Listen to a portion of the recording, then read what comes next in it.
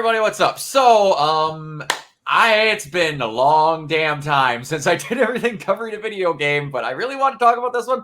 The last time I did a video game actually is what brought me to Renegade Pop Culture, because it was, oh my gosh, Last of Us Part 2. Last of Us 2, yeah. Yeah, and that brought me in because all of a sudden it's like Mike was asking me to talk about music, and I'm like, I don't listen to much music anymore because I don't turn on my radio. And then he's like, well, and I'm like, if anyone wants to talk about Last of Us Part 2, I will. And he's like, we got a whole gaming thing. I'm like, okay. And then that brought me there. Yeah. So, and then I got into another, it's been a while. Like, I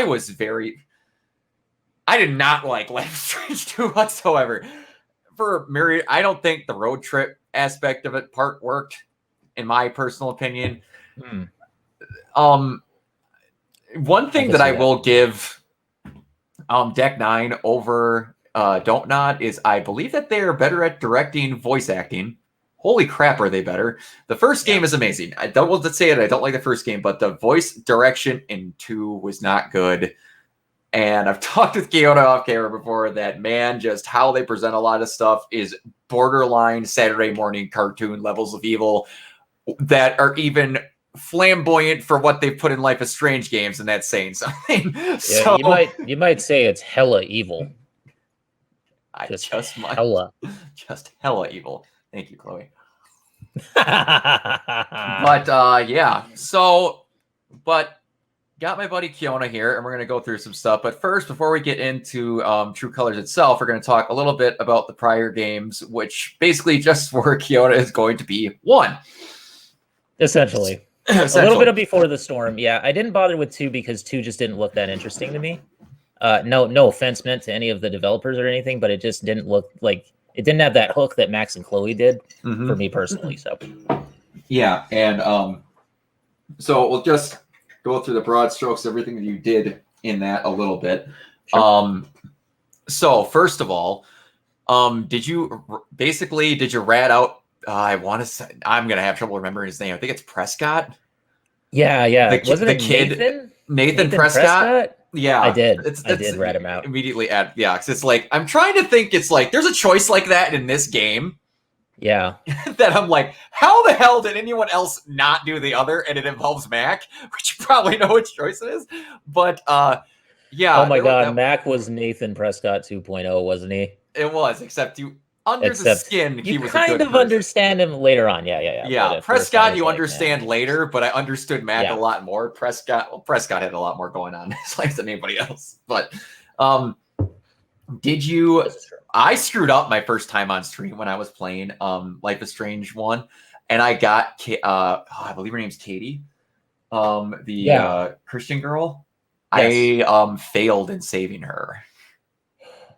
Oh yeah, I remember that because I picked the wrong dialogue option of who to choose with, and I didn't go with the Bible verse. It's been like 20 years since I played Life is Strange 1, so please don't mind me if I'm a little fuzzy on the choices I made. But I think with Katie, I think I did manage to save her. I want to say that I did because I think she showed up later on in my playthrough. So what you get is if you save her, oh my gosh, Life is Strange 1. Hold on one second here. Life is Strange. I can't type. Kate, that is Kate. What happens is you get to meet her, like Kate Marsh, that's what it was. You get to meet her later on in a hospital and have a really great scene. It's one of the best scenes in the entire game, and if you ask my personal opinion. Oh. And it's a scene you just don't get. Oh, maybe I didn't. Because if you don't save her, obviously she dies. She's the roof jumper. My God, it's been so long since I played it, though. You should replay it, and the games are coming out. The games are coming out remastered next year. I'm waiting for the remaster. That's what it is. Yeah, and I guess it's got actual like facial capturing and a bunch of other stuff. Honestly, to go back and play those games now, they're a little bit dated, and it's especially when you look at hella dated. The facial textures. One thing that took me away from not playing the Life is Strange games at first is I hated the art style, and now that I played it, I love it. Yeah, but especially now with how good True Colors looks, it's kind of gotten to that point. True Colors just looks amazing. My gosh. Yeah, they did a really fantastic job with that. Did you in that game know that it was the teacher? I had an inkling after a while. I want to say maybe in chapter. Well, I mean, as it goes along, you kind of like they sort of point it out a little bit more and more. Like they foreshadow it pretty heavily. Yeah. But And they try to steer you away when he turns down, I believe it's Victoria Chase, if I'm not mistaken. That's right. When he turns her down when I figured that it wasn't Nathan or the Prescotts because it's like that's way too obvious. Like he's obviously a red herring. But yeah, the teacher guy, he was very squirrely. Yeah, I was kind of shocked that you didn't see like an art book or something of his. Yeah. But like again, timeline wise, I don't know if this takes place after because Steph in True Colors is in before the storm, and then she moves away before the thing happens because she's not in Life is Strange 1. Yeah, she's not in the first game. Yeah. But so maybe it takes place concurrently? I don't know. Because like what I was waiting for, honestly, because in Life is Strange 2, canonically Chloe dies. Yeah. Because for those that don't know, in Life is Strange 2, one of the coolest moments, who they refer to as Step Douche, is you find him in the second, like it's either the last chapter or the second to last chapter, where your mom is in the game, and she's in the same compound, and he's calling you, like you talk with him. He goes through some stuff, and he talks to you about not having regrets of situations not going well, and how he feels he wish he would have had more time with Chloe, and he would have done some stuff differently because he really appreciated her. Wish he would have more time with her. And then the door closes, and you hear him call up on his phone and call and talk to Chloe's mom. And then they talk about asking how she's doing and what she's been up to and other things like that. So canonically, Chloe dies. Oh my God. Which is why where I was like, I'm wondering about if I'm going to hear about like the hurricane that destroyed Arcadia Bay or something. Man. And then I'm like, sucks. No, it's like, yeah, it's yeah. Because when it got care for that. When it got to the end of the game, I accidentally sacrificed Chloe. I didn't mean to. I wanted to keep her, and then I pressed the wrong button because of how it was worded. So then after me having, and I assume you had those two hook up or get together, I did as well. Yeah. So then when all of a sudden it's like I chose the wrong one and they kissed and it backed off, I was like, no! I went through the whole scene of her dying in that bathroom, and then the progression of how much like and the sad Foles song. The sad song by Foles, the band. Yeah, I mean, dude, they really did push you into that ending though, because if you get the other ending where Max and Chloe just ride off, then the whole town is just destroyed, and you're just like, well, I guess that happened. And that is one complaint that I had about that game, which we're going to get into that True Colors didn't do, that I'm very happy with. Now I have to ask, were you hit as hard as I? And another big decision that before I'm forgetting, before I move on, did you pull Chloe's cord for her when she asked you to? Ooh. Because I did. I'm trying to remember what I did in that time. I want to say I don't think I did. You don't think you did? Okay. I don't think so. No. Because I've never not done it. And there's a dialogue option later on when when Max starts going through her head trip of different stuff because of her fucking with time, where her mom bitches at you for pulling the cord or not pulling the cord. So I don't know what the not pull cord dialogue sounds like. But that game was just like, and that was one thing of the earlier games which I appreciate and didn't appreciate. Everything was as sad as humanly possible as it could be at all times. That's true. Yeah. And like that first game, I played it on stream, did the whole thing on stream because I was just like, finally, I'm going to try it. It's whatever. And I had a buddy of mine that had played Life is Strange that was going through it with me. And that one hit me personally because I, outside of you possibly romancing them, had a borderline exact relationship like that with a friend of mine. Where we were very close, but just like he wanted to do certain other choices in his life. And I was the person who told him not to do those choices. So we separated. And then I had a borderline existential crisis after that game was done. And I turned it off, turned the stream off. And I fought calling him for like 5 hours. I knew he wouldn't care about a thing I had to say, but I just felt like I had to check on him. Yeah, sure. And just like, that was a crazy thing that it hit me exactly how it was. Yeah. And again, that is a thing that happens in this game yet again, that I was like, this is exact interpretation of a lot of stuff that's going on in my life. But in my opinion, it was done with a little bit more, what I want to say, finesse than some of the previous Life is Strange games have been. So, I felt that too. Going in as we start, we have Alex Chen, who's going to Haven Springs, Colorado, to live with her brother, who had moved out there for a purpose that she is not yet aware of, but he is living there. Yeah. Which I didn't realize in one of the previous, in the first, first episode, there is a thing that lets you know about something that would have taken away a almost complaint I had, and I didn't realize until I was going back through it to get the platinum that they plant a seed for something that I forgot about in one of the memory triggers. But you get there, and right away you could see the vast improvements in like facial scanning and like just actual like dialogue and everything. Yeah, but even in like even before you get to Haven Springs, like when they just show that the moment of Alex just talking to her therapist and stuff, you can tell just the facial animation is so much better. It is. And it's like part of me, it's just like I want Deck 9 to do all these games because they put a piss ton of work into this thing. They sure did. Yeah. I mean, what is Don't Nod doing right now besides this? I think they did Tell Me Why. The last thing they did is Tell Me Why. And they didn't they do Twin Mirror? Was it also them? Don't Nod last game. I think they did do Twin Mirror. Oh, and they also did Vampire. Was it what it was? The Vampire, Awesome Adventure of Captain Spirit, Life is Strange 2, Twin Mirror, and Tell Me Why. So yeah, Vampire. Okay, so they've been pretty busy. That's probably why it came out in 2019 on the Switch, 2018. So is that the last thing they had come out? I think besides Tell Me Why. Yeah, and then March 18th, Don't Nod went public to the year or next market of growth. And didn't they get like a stake was bought by Tencent also? I think there was something with that. Yeah, I think. So I'm curious to see what the future of their studio is going to be, what their workload is going to be from now on, because. And we're gonna have to see. Yeah, Tell Me Why was the last thing they did. I wonder if they're going to move up into mobile development or something.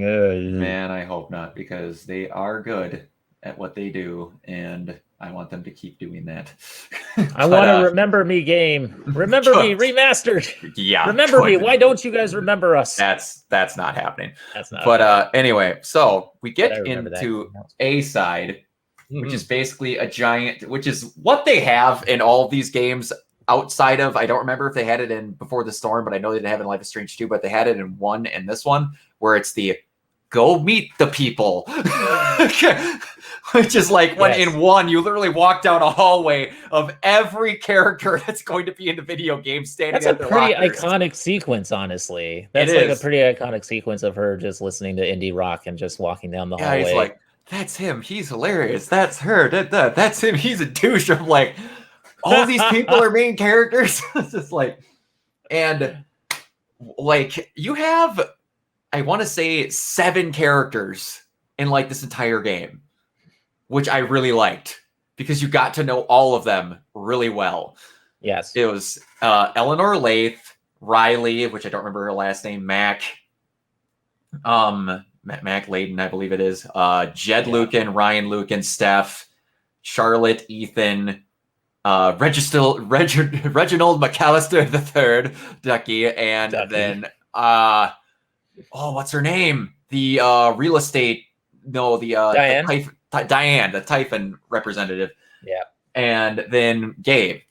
So it was like, you had this small cast that they concentrated on, which was another thing where they kept this game very concentrated, which is one thing I appreciated because it felt like I got more out of it. I think that's something that they should do. Really, simpler is better when it comes to very complex narratives and things like that. So, and it's one of the exact reasons why I did not like Life is Strange 2. You got a new batch of 6 characters like every single mission, and I was like, I don't care about these people. No, that doesn't give you enough time to develop them either. So it's your choices don't carry over as well when you're like, that person, I pissed them off in 2. Maybe I should do something to fix it in chapter 3. But maybe they just took a shot and wanted to do something a little different from the first game, but then it just didn't really work out. Yeah, I have a feeling that's what they wanted to do. They also, that game is really long. But that we're not talking about that. I don't want to just rip. Okay, let's not talk about. Yeah. But that's my bad. One day I'll have a thing where maybe I retry because I still need to get the platinum on that game. But so you basically have them getting into or introducing you around the town. You get to meet Charlotte at the dispensary. You get to talk with Ethan. Did you rat out Ethan with Gabe? First game, no. First game, no? Okay. What does he say? I never did it either time. Well, I actually so I did not rat him out the first time. And so she just kind of goes on with, with her day, but she kind of stops for a second and she goes like, I wonder if I should have told him. Yep. That part I got. And then if you do rat him out, then Gabe goes, oh man, he's going to be in so much trouble with Charlotte. And then that's all he says. That's what he says. And then she goes like, well, he seemed to know what he was doing. So, take it easy on him maybe. And so she gets all nervous about it. And because she's like, I don't know how he's going to react because I didn't get that far in my second playthrough yet because I just got other things and then the PS5 came. So yeah, absolutely. But I'm assuming that he doesn't really I assume that things don't go as smoothly for you if you rat him out. Yeah, I don't know either because I played through it a second time and looked at everything you had to do to get full support at the end of it. And it was basically you can make it up to him in the third chapter. I'm sure, do some things. Or is it second chapter? You can there's a second instance where you can talk with him and get some stuff through, but you don't need to if you. He'll probably be a little more hostile towards you, but then in the third chapter, you probably just. And honestly, and it helps you a little bit with getting Charlotte's support if Ethan isn't super pissed at you. And that's true. So, I imagine. Yeah. And you get to go and see what I like. One thing that these Life is Strange games are good at is showing me the perfect version of a thing that I always wanted. When I was growing up, I wanted a room like Chloe had with the slanted roof. You could put posters on and all that. And then the awesome studio giant apartment, the David Cage-esque apartment that was above the bar with the sky roof that you could go up to. That's so awesome. Yeah. That was great. I would want a place like that. The whole it's super nice too. Setting of the game and everything is super cool and nice. Yeah, which I was watching a behind the scenes thing where they were talking about it, and all of them Deck 9's based in Colorado. So all of a sudden they're like, where should we base the game? Right here. We know exactly how it is, and that's part of why I think all the people, the small town talk. I am from a town of 3,000 people.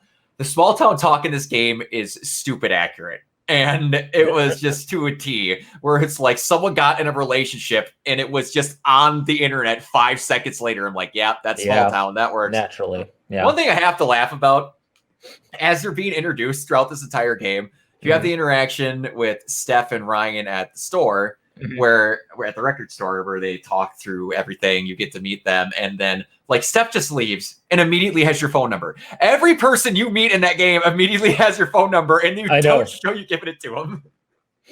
It's how excited was Gabe? Here's my sister's phone number. She's going to be really cool. Trust me. Yeah. That's totally what he did too. He was probably just big brothering it, Oh yeah. And freaking, oh gosh. Before I mention, from what I could see also, the girl that I didn't look up anybody else, but the girl that voices Alex Chen, this is the first thing she's ever done.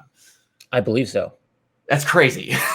I love that. It is nuts. She did a great job. A hell of a good job.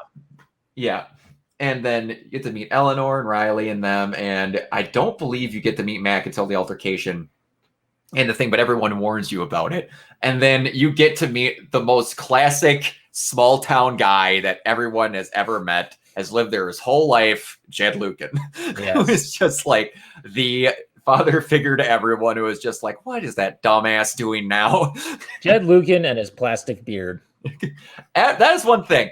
They don't know how to do facial hair. I will give them credit that they know how to do facial features and stuff like that. They improved it. Hair is great. Next thing you got to work on is that. The beards. Yeah. And you got the cool little scene where Gabe is buying the apology roses for Charlotte. Oh, a lot of cool like stuff that would naturally actually happen is what I appreciate a lot about the game too. And instead he's keeping Eleanor in business on his own because of how much apology it takes.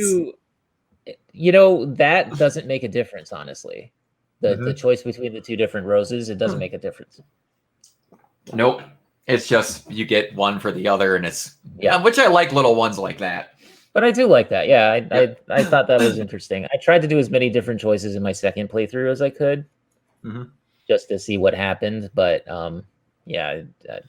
like I said, kind of that's like when the remasters happen. I'm going to do a full bitch Max playthrough where you're like, don't rat on Prescott. Like, totally be a jerk to Victoria and don't apologize about it. Post the pictures, all that stuff. Well, Victoria kind of deserves it. Yeah. And,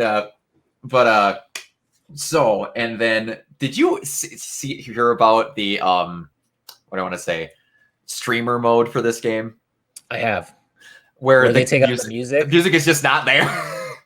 That's a little weird. It is a little weird. So how did they do that scene where he's doing like air drumming and stuff? How did they do that? There's just no music. He's just air drumming to nothing. It's just them in silence. Dead silence. Yikes. Now, I streamed it and got lucky and didn't get any DMCA claims because I did recently get an email from Twitch saying that they are actually working on a program to make it so that doesn't happen to their Twitch streamers. So they're working on it. That's good. I hope so. But like, I didn't even realize that was a thing. I just played through it, and then all of a sudden I saw someone was like, streamers get to experience this. And I'm like, what? A little sidebar to that, speaking of the Twitch thing, though, is like the Guardians of the Galaxy game. So you know how they had that song, I Need a Hero? Mm-hmm. And that was going on throughout the trailer and stuff. So if you listen to it in streamer mode or something, like Maximilian Dude's video of it, where he was playing it, and he was streaming, he was co-streaming it, and they just had this like amazing like punk rock thing going on in the background, like garage band punk rock thing, like the song that was happening, and I thought it fit Guardians of the Galaxy so much more because it was just full on like just crazy, it just worked for me. I don't know. I can't find that song either. It's like just this royalty-free song, and it just works out doing there, which is what a lot of those DMCA streamer modes do if they put the time into it, or they just go, "Nah, we're good," or they just do no music at all. Yeah, just machete it. But that was pretty cool. Anyway, yeah, that's sad though. I can't think of that scene without music. It's something else. There's a couple of scenes in there. Like we'll talk about one that's in 5 where there's one in 5 where there's nothing going on either, and that one's really weird. That's weird. So you had the altercation after all that with Gabe. Yes. Where Matt comes in. Yeah. You get to finally see how her powers work. Yeah. Which again, we'll get into it more throughout the whole thing, but I think she's got the best powers that they've ever had for as far as gameplay and showing stuff. That was really cool. That was really I've never been a fan of like they're an empath. I'm like, that power's fucking lame. And then I played this game and how they used it. I'm like, I would want to be an empath in real life. That's awesome. If it's Alex's version, I would love that. But yeah, I wasn't expecting to beat the ever-living piss out of a guy within the first 5 seconds of being in the game. I love how she just roid raged on him. It was just so freaking amazing. Oh yeah. Oh, it's great. Oh my God. Gabe is sitting there just watching this going like, what? And then you go downstairs and you also get another small town thing that like you go through. Did you encourage? Well, I was going to say also, this is this decision that I don't know how anyone ever made the other way around. You obviously called out Mac on his bullshit, right? Yes. Yeah. Who is the one that's like, yeah, Gabe started the fight? Who is going to say that? Who's the one who's going to say that Gabe did it? I mean, seriously, he's your brother, first of all. Yeah. I mean, I'd be curious to just do a playthrough just to see what happens and just to be like, well, I'm just going to do the opposite of everything. And it's like, you're going to you're just going to be okay with it to fix the relationship. At you like the whole time. Exactly. The only chapter you get, it is like, yeah, but anyway, after again, I called him out and she trusts you because you've been going on with everyone. And You had to cover the bar, by the way, before Gabe gets there because Ryan takes him away too. What does he say? Right. That I need a first aid kit that doesn't predate the discovery of bacteria. And then if you actually look at the first aid kit that's on the bar, it's like, oh yeah, Ryan's right about that. Yeah, exactly. You get to meet some stuff with Ducky and Diane. You could possibly screw up his order. If you get his order correct, it helps towards you getting his trust at the end of the game. Exactly. Yeah. I was like, it's not that complicated. No, it's not. And then you could play the jukebox game with Steph, which I'm going to do in the future. I actually really win? Love that I did. Yeah, I did. Did you win? I did not win. I missed it. When they said the four numbers and the symbol thing, it's one of the only ones that like I got that clue though. In one of the clues, it asks about the title and it says, does it have four or more words? It's yes. And there's one question somewhere that said, does it have a title? And then if you cheat and ask her personal questions, you ask her why she likes it, and she says because the title's really stupid. And then it's Kiss Up and Shut Me. I'm like, that's the stupidest sounding one on there. Oh, okay. Yeah, so, I don't think I asked her the personal question. Yeah, she calls you out for cheating, but she's like, all right, whatever. But yeah, you get the altercation with Mac. Kiss Up and Shut Me. Kiss Up and Shut Me, yeah.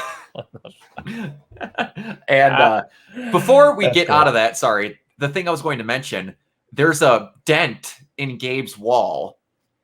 Yes. That references him looking for his dad. And I forgot all about that when I was playing through the rest of the game. But anyway. That was it. That was the thing that I found, and I was like, okay, so that makes sense. Yeah, exactly. But you have the altercation with Mac, and then you come around the corner to the most small town thing ever. Pike stops you and goes, so if you're here for less than a day and you're already beating down somebody, we're going to have to go talk. And he's just like, nah, I'm just kidding. That kid's a loser. Oh, I got so mad at him. I got so mad. I was like, fuck this guy. Seriously. Well, I was like, okay. I was like, you are going Life is Strange 2 right now, and I'm not going to like it. And then he was like, no, I'm just joking. Let me buy you a beer. I'm like, awesome. They aren't doing the over-exaggerated evil. Yeah, oh my gosh. Yeah. Oh yeah, if they had done that where he actually takes you to prison, I would have just been. I was like, and then Gabe's got to take you out. I was like, cool. You have a guy who's actually like normal and understands, hey, he came into your house, you beat the shit out of him and kicked him out. Stuff happens. And then also, if you don't let him buy you the beer, it works against him a little bit. You still get his trust with whatever you do, but it will actually bother him. I never read his thoughts. And if you don't go up to him right away, he's like, I overdid that. That was a good joke. Did. Yeah, he totally did. But and then you pretty much immediately go into the scene with Ethan. Do you meet Charlotte in the first part of it? I'm trying to remember. You go to the bar, but you don't go to the dispensary. You just meet her in the bar for a little bit. I think in the bar, yeah. You just meet her in the bar. That's right. And then you pretty much get jettisoned right away to go looking for Ethan. And there's not a whole lot going into that, but I will say that the fact that you find out where to go based off of that comic is awesome. That was such a great idea. And I didn't that was the first thing I was like, okay, we're going to obviously use the comic here for this because that was neat with the zombie thing though, with the zombie dummy. Yeah. And I read through the whole thing right away. So I'm like, this is actually pretty cool. I like this. Yeah. And then all of a sudden they're like, I saw the dude sitting by the fire. I'm like, what? So I looked, I'm like, oh, this is another comic. I'm like, awesome. And that was pretty good. Yeah. Cool. You get the bubbles, like you get talking, and then like obviously Gabe's upset with you. Brian just wants to help. Brian's one of the best characters they ever made in the games.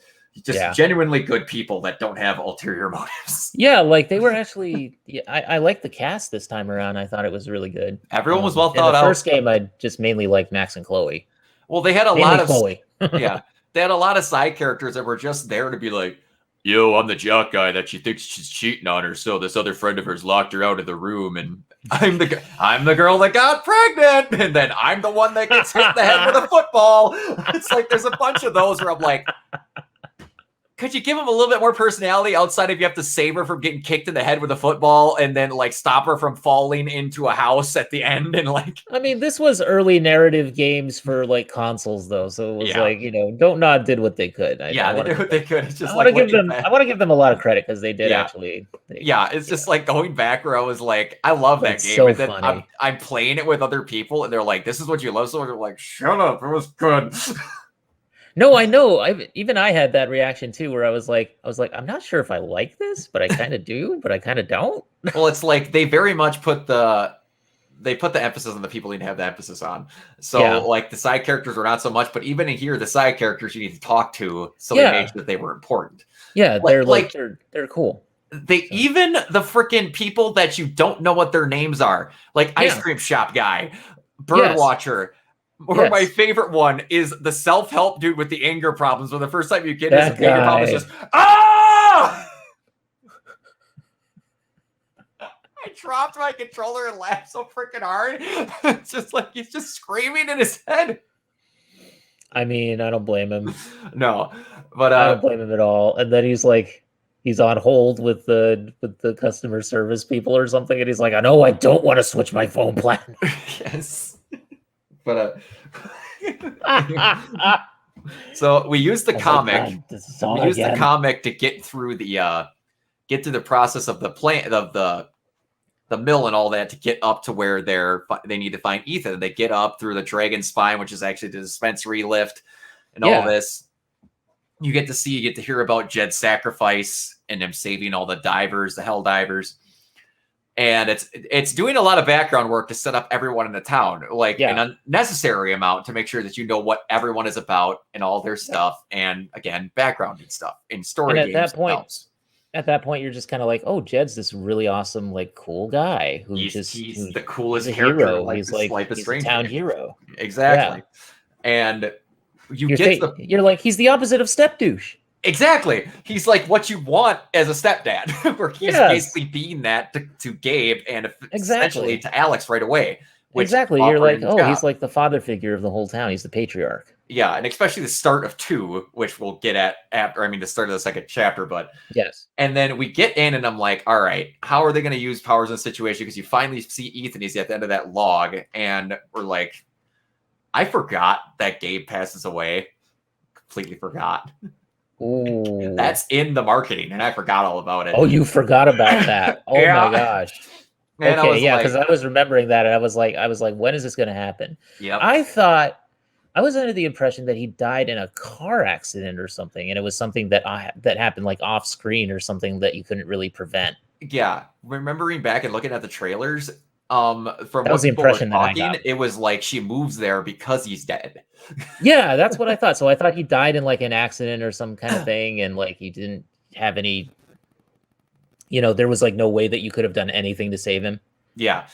But you get everyone genuinely trying to help and save Ethan. And then you get the point that locked me in for me knowing I was going to like this empathy power so much, was that they made it in a point that not just so you felt people's fear, you started living their fear how they felt it. So like you see the thing with why Ethan's so scared is because the monster's going to see him. And you look down and you see the actual monster in the river. I was like, yeah. Okay, you understand why he's so scared as a kid. That would make sense. Yeah, because that's how a kid would see it. Exactly. You're seeing it how he sees the town. Yeah, they had a very good idea of how they wanted to put this together, and then it's like I always want to be a part of these meetings where they're like, what was the first thing they thought of? Empathy as a power. And then they went from there, or they thought of the brother and sister thing and then went from there. I always want to know what the initial story point is. Yeah. But yeah, and then they had the clipping where they save him, because obviously the bigger guy's going to go.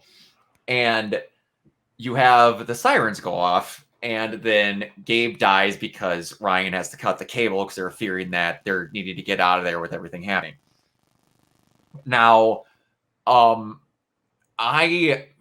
it's really weird where it's like there was no choice involved. There's no nothing. Like if Gabe would have died either way, do you wish they would have made a choice for Ryan to cut that cable or not? Like, I don't know how you would have affected it, but I kind of did. Yeah.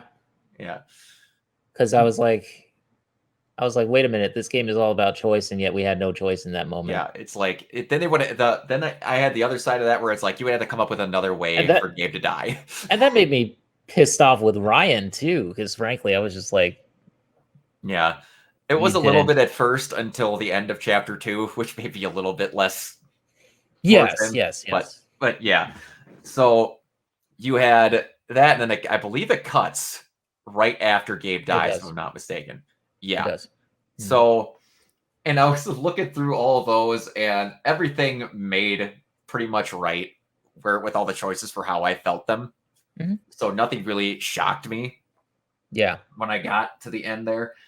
So then we've got Lanterns, the next one, which start out in the apartment, getting everything ready. And one thing I didn't realize was going to happen is like almost a month goes by in this game for how much time passes, which is crazy because outside of 2, which you realize it more because they're going across country, it's normally like 2 or 3 days that these games last. It's kind of crazy how much time.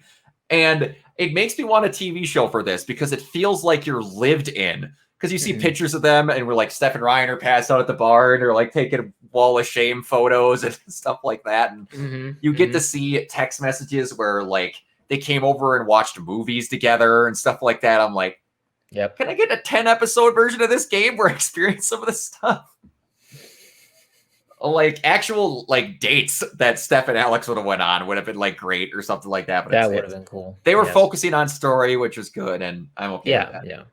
Yeah, me too. But okay, so I gotta think here, so I don't forget anything. So this is kind of where you get a sense of like that Typhon is the big evil. bad here. Yeah. Now, one thing we were talking about how Jed's great is that before you even get out in the apartment, he's slipping notes under his door where it's like, don't even think about paying rent. It's yours as long as you need. Build up your piggy bank, do all this. I'm not going to do a single thing. Don't worry, this place is yours. We're going to take care of you. And I'm just like, everyone in this town is great. He's playing the part of the, just the surrogate father. Exactly. And I'm just like, man, there needs to be another character introduced later. Otherwise, one of these people is going to screw me over. I'm like, who is the new character that's going to come in like chapter 3? That's going to be the person that fucks me over. I'm like, someone please. And the entire time I'm like, be Deanne. Please be Deanne. But we'll get to that when we get to it. But they come down and they're having the wake for him. Oh, man. And everyone's doing great. You get to hear how close everyone was with Gabe. The one I got the biggest kick out of, obviously outside of like Charlotte, Steph, Ryan, obviously too, but was when Gabe is talking. When Ducky is talking about Gabe. I remember exactly 14 individual times that Gabe Chen made me laugh. And he pulls out a piece of paper. The first time. Ducky is such like. Oh my god. He's such an old school guy. His text messages to you are hilarious because every time he signs off with that thing like what does he say? I don't even know. I can't remember. He's so eloquent in how he talks. Funny. It's Reginald McAllister III. I look forward to our future endeavors and adventure in theater. Like, yes. He's like, you may be shocked to discover that I was once in the play by... Yes. I was once on Broadway, and I played King Macbeth. I can't remember what he did, but it was something like Macbeth. But yeah, Ducky's great. And they go through all of it, and then it cuts back, and then I was like, and then I wasn't expecting to laugh during that, and it cuts back, and the 5th time. Picture in my head, you went through all 14 times in this awkward situation. He sure did. It's great. I have no doubt that he did. Yeah, and then it goes through all of it. They have the great memories, the speeding ticket on a bicycle.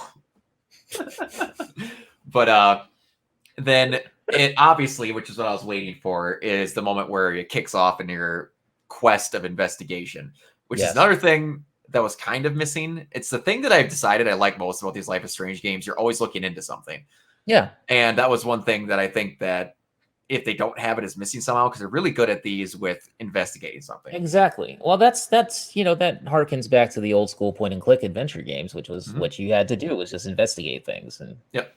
put the puzzle together. So yeah, and that's when I can't remember exactly who gets pissed off first, but it's Ryan. I believe it's Ryan that gets irritated right away, and like Jet senses it, and they're trying to break it up, and he says takes about the call, and then Mac is like, no call was made, and then or I didn't receive one, I should say, and then you get a choice to back up Ryan or not, saying that you heard the call, and I, trying to be honest, said I heard about the call, but I did not hear it myself. And that fucked me for Ryan's support at the end, even though I did everything else right.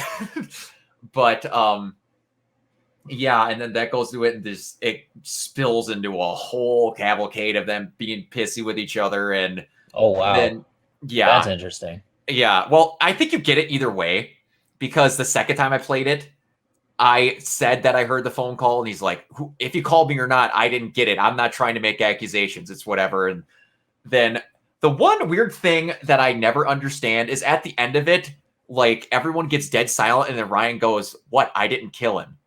And then I'm like, oh yeah, he still feels mad about the whatever.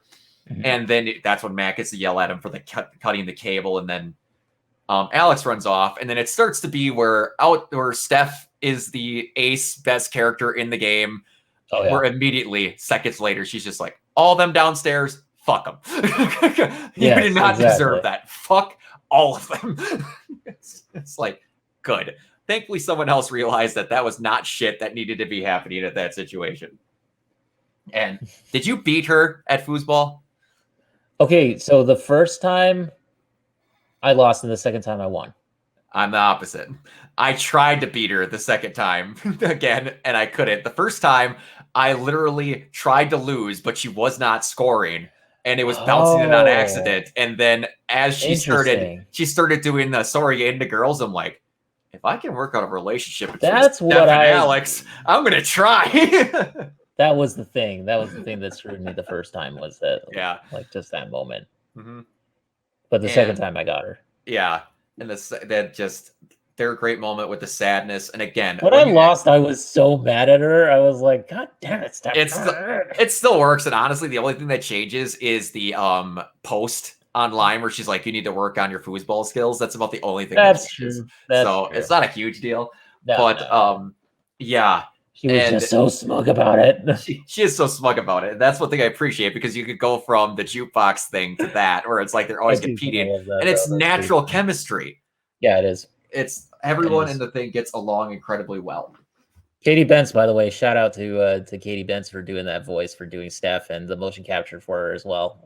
She has a playthrough of the game as well, if you want to. She's aces. I like Katie Bentz a lot. I found her through, I think, Brianna White, through Strange Rebel Gaming, who was doing the Aerith voice actress. Oh, okay. Who was playing Final Fantasy VII, the remake, and then she just raided everybody into Katie Bentz's stream, and Katie Bentz was just having like a crazy night when she was playing. I don't remember what she was playing, but she was just like such a fun personality. So definitely matches Steph. Definitely. Oh yeah, for sure.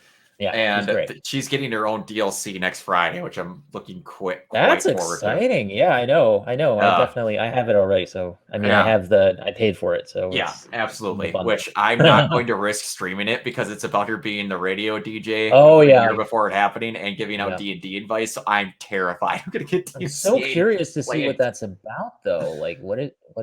I don't know. It's just stuff before then. So it's going to be like you hanging out and doing stuff with Gabe and Ryan. So like, I'm quite excited about that. Yeah. Get more stuff from Gabe. But who did you choose when you went back to the shop, obviously, to talk with Steph? Did you choose Kravis or the other guy to be the or Stormrider to be the LARP boss? Ooh. The undead guy or the lightning guy? Lightning guy. Lightning guy, so did I. So it's like, I just figured it would look cooler in art, and I didn't think it was going to be the thing. I didn't think it was going to be a full like Thor-ish.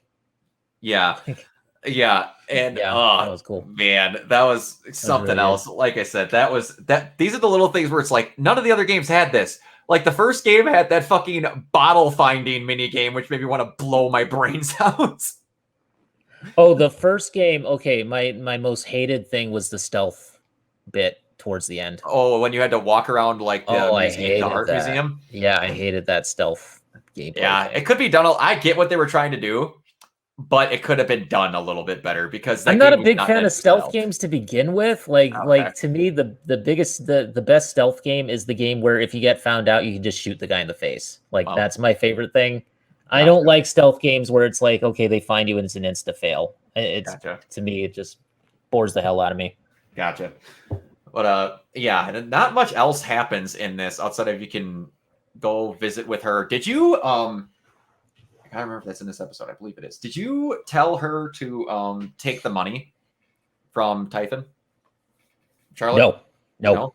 So, I did not, because I was like, that's hush money. No way. So, best part about that helps get her support at the end. I'm sure it does. If you tell her to, because she's like, okay, she's looking out for Ethan.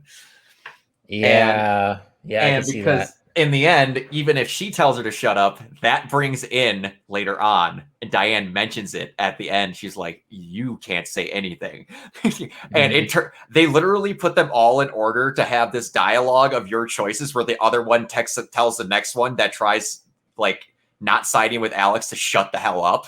I see. It's awesome. But yeah, the first time I did not, because I was like, no, fuck you. You have a job, and the rest of this town's going to support you. You are not going to need to want for anything, Charlotte. Yeah. Everyone's going to care about you. I'm like, I, as a character, I'm going to do whatever I can to support you because you're great and Ethan's awesome.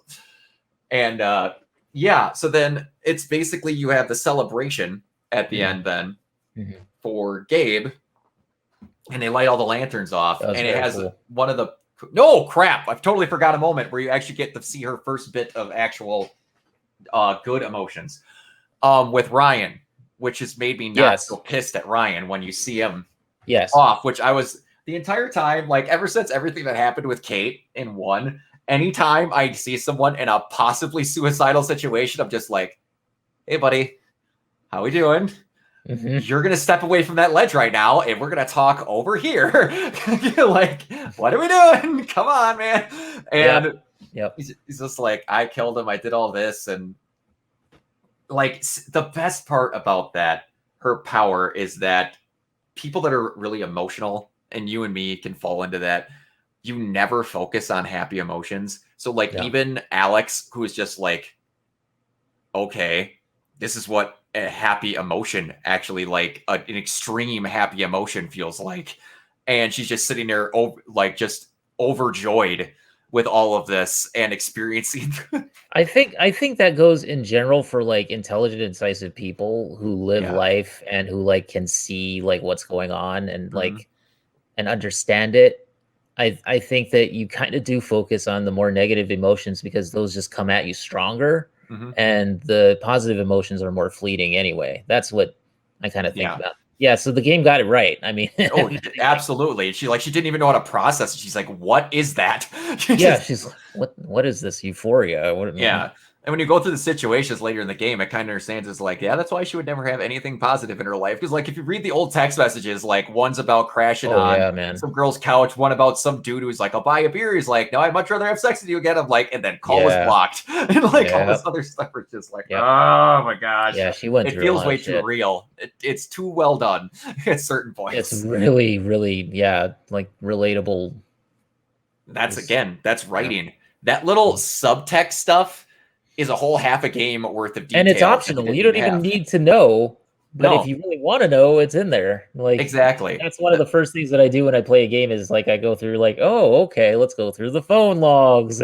Yep, exactly. And I was just like, I didn't know if people wanted to see that on stream and stuff like that, but I'm having a fun time just reading through it. And it's just and I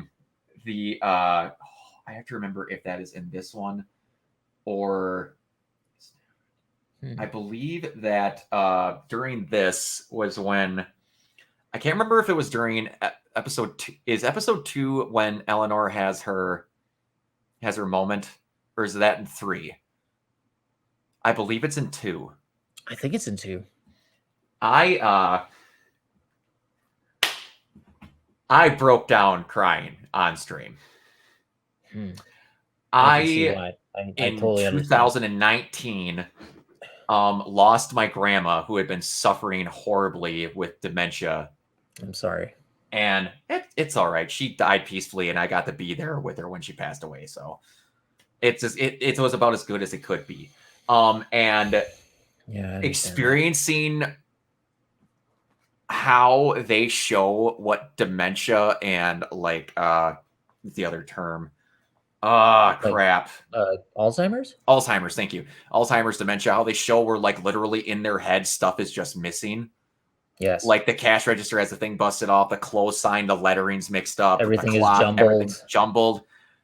Everything's jumbled. They nailed everything they wanted to. They're like, we want to display accurate and not be like overkill. Yes. But it's like, and then showing how, when Alex just like, and one thing that is, you don't be mean, you don't be whatever, you just try and help them. And when you go through the day and you're just like, hey, did you come in first? Is that what you're doing? You just help them along. Retrace the steps. And the world just slowly and nicely fixes itself. I was just, that's how I'm like picturing that with my grandma, where I had multiple moments like that, where I was like, remember we came in and then we ate lunch and then we sat down and stuff for church. And then she just go, oh, that's right. And then she remembered what we ate and she talked about what was in the sermon and stuff like that without me having to prompt her. And it's just, it was really well done. And that's so cool. Yeah, that's something that they did really, really well in this game, is that they had that scene in particular, that sequence came across. It was very empathetic of them, and it was very like, it really showed you how you would react as well, or hopefully how you would react in that kind of a situation. Yeah. And that was one thing I want to make sure I didn't forget about that. The last thing they do is they have the lantern scene for Gabe where they send it all off. And then you have Diane being sad about something. That thing always gets me, by the way, is the lanterns. Like whenever they do that in movies or just like that always gets me, because I get so touched by the symbolism of the lantern as a soul rising. Yep. Yeah. I love it there. I loved it in her. So that got me a bit too. That got me a little bit where I was like, there's a little tear. Oh, a little tear. And then I've seen a lot of people describing why, and again, we'll get to it, that Jed was happy as well with everyone else.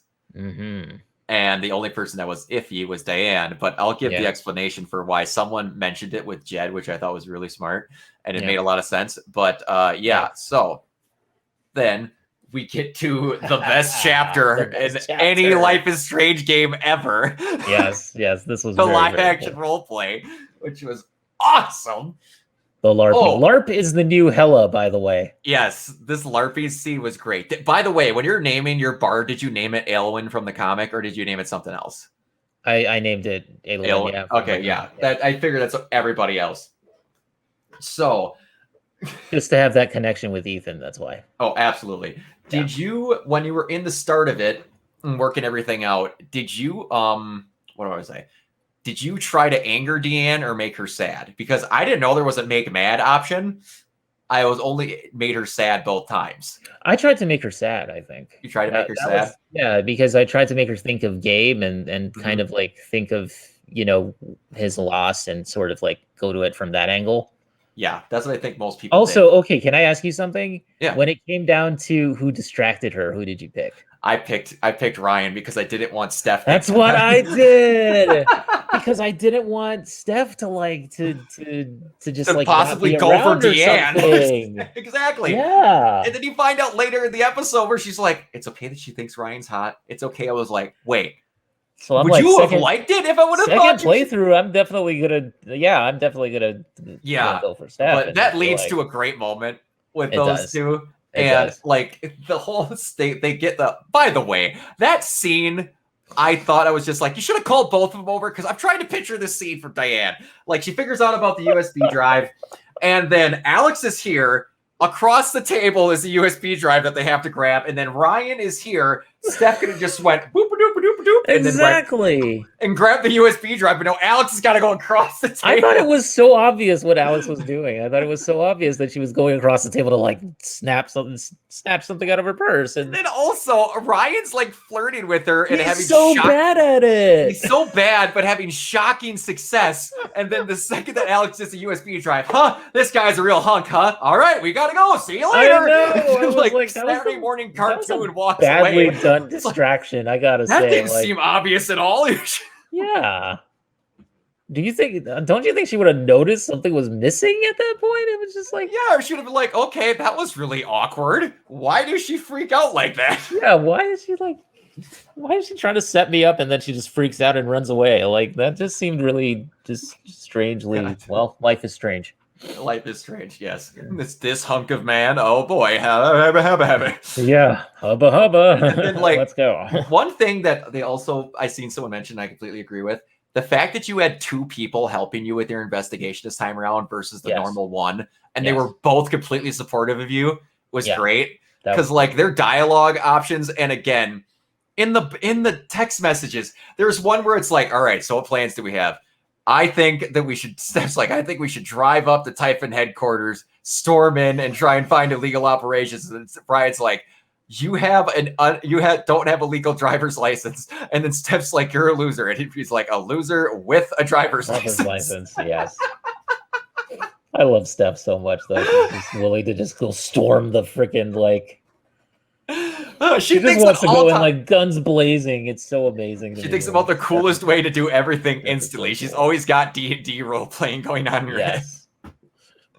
Oh, Steph is just I like again, another thing I didn't like about Life is Strange 2, but they pulled it off. Deck 9 can pull this off because in Before the Storm, you didn't have powers as Chloe. Yeah, and how you dealt with things is you talked to people into certain situations and you figured out how to talk to them. Mm-hmm. I really want their game to be about Steph. I think that'd be really cool. Steph is such a like not every side character could pull something off. I think Steph could pull off a full game. Do you know what would be awesome is if Steph is in there and then Alex is like your secondary character? It would be. They all need to real. I looked at those stats. They all know how much people were like Alex and Steph are perfect for each other. They are. I mean, like Ryan is not a bad person. Ryan is really cool too. Like I was like, this is kind of a Sophie's choice in a way. Yeah, but it's the dorkiness of those two. Yeah, that got it to me because Steph is into role playing and stuff like that, and Alex is fully able to be a dork and like fake that she's stage diving or playing in a rock concert with her brother. How amazing is that record store that they have in the town? It's perfect. I mean, it's not only is it a record store, it also has like there's a cat that walks around in it. There's a radio station. A radio station in there. There's like drums. There's full-on instruments. There's like comic books in there. Yeah, there's a listening station with a nice leather chair, and it's just it's the perfect version of a small town of what you want. Yeah.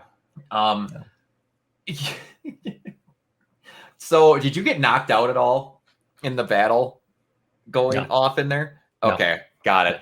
And I was always searching for items and stuff. So, like when I went to the record store / magic shop, I was like looking for the items that you could use against the troll and everything. Yeah. By the way, Ryan as all the monsters was great. Oh my gosh, that choice was just off the chart. So when that thing started, I was like, all right, it's gonna be like we did the battle, and it's gonna cut to later in the day. It's gonna go more important stuff. Then when all of a sudden when Ryan shows up as that wolf, and I hear music start playing, and it turns to a sideways view, I'm like, what the hell is this? What? We had to actually fight him. And then at first you do like the whole like fake move thing, where it's just all imaginary and stuff. Exactly. And you think that's it. You think that's what they're gonna do for this whole scene. Exactly. And it's intentionally lame. We're like, too toward and like you find other spells and all this other stuff. I was stocked. I was loaded for bear by the time I got there. But the problem was I didn't realize what was all gonna be in the Magpie Emporium. And I fought the snake and killed it. And then I went and talked to Ducky.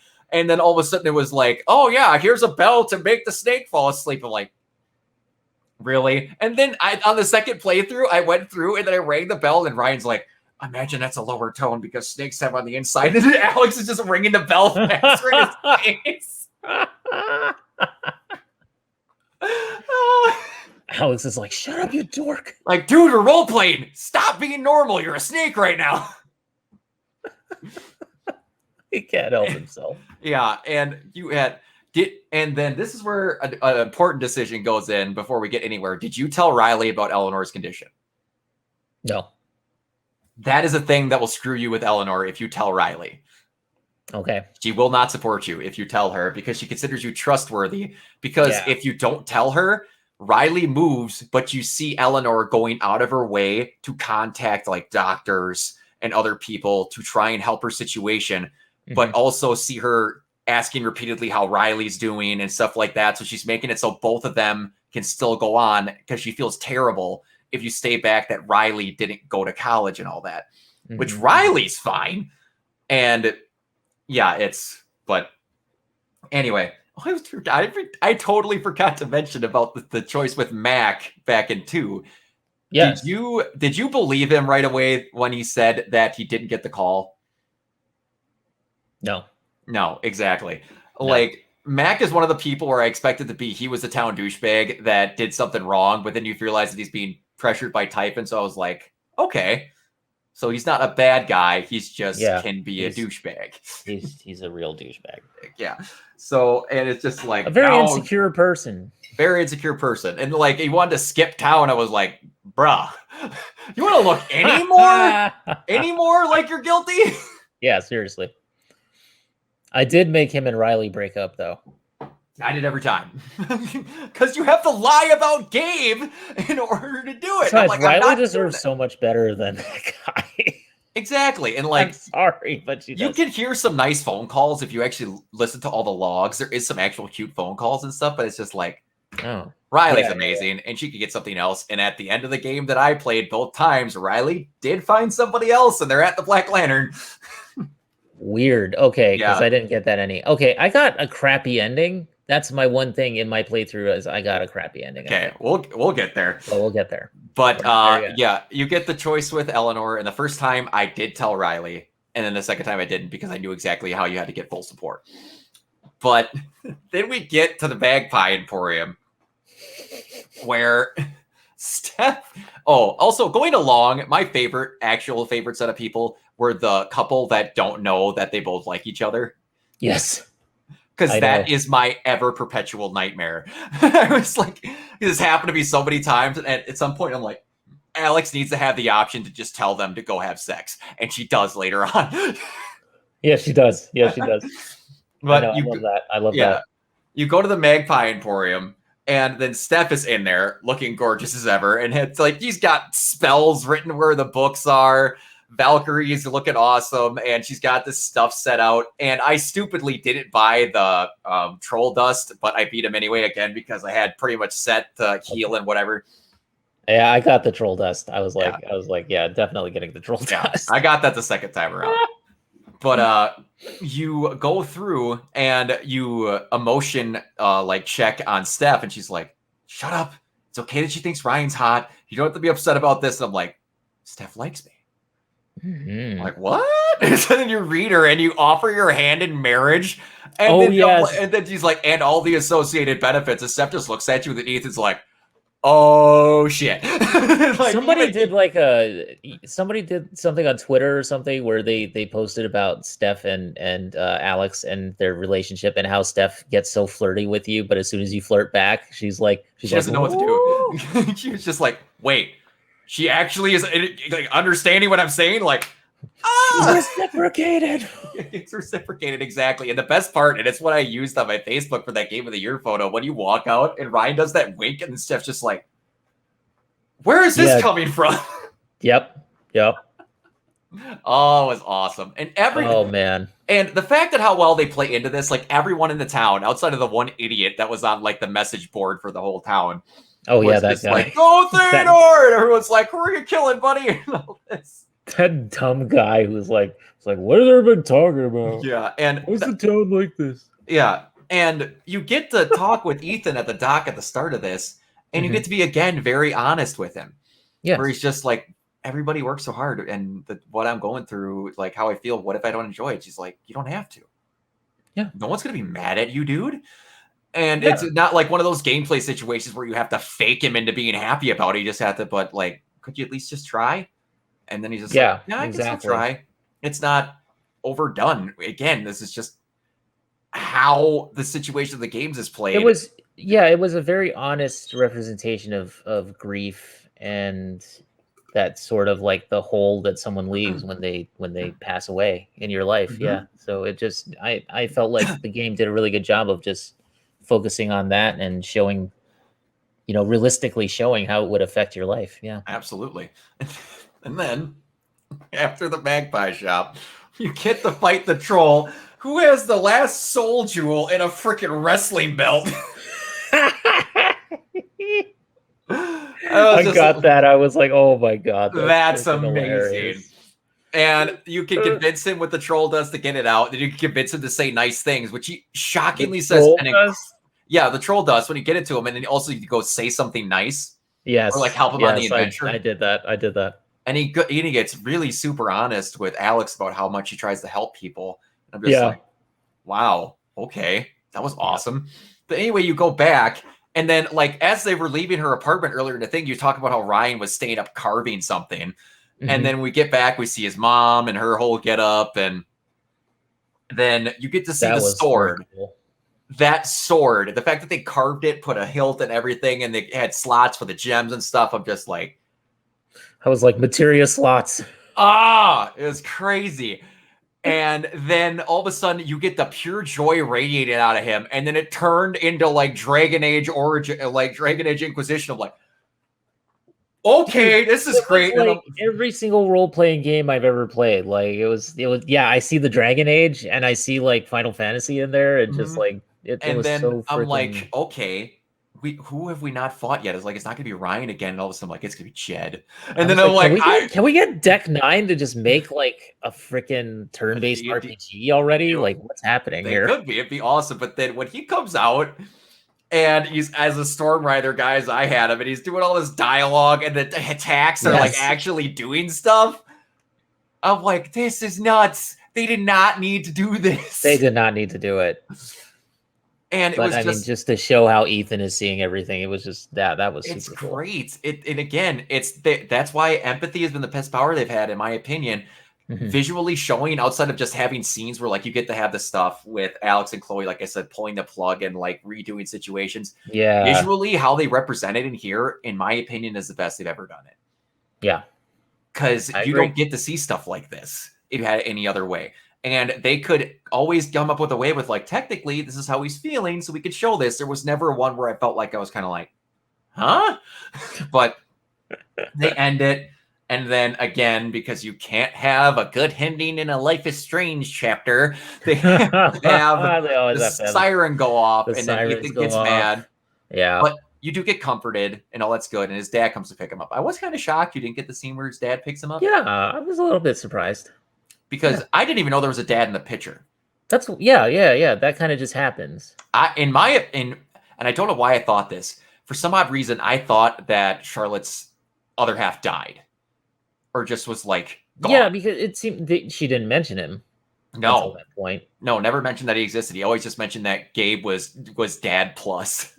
Dad plus. Dad 2.0. I'm like Dad plus.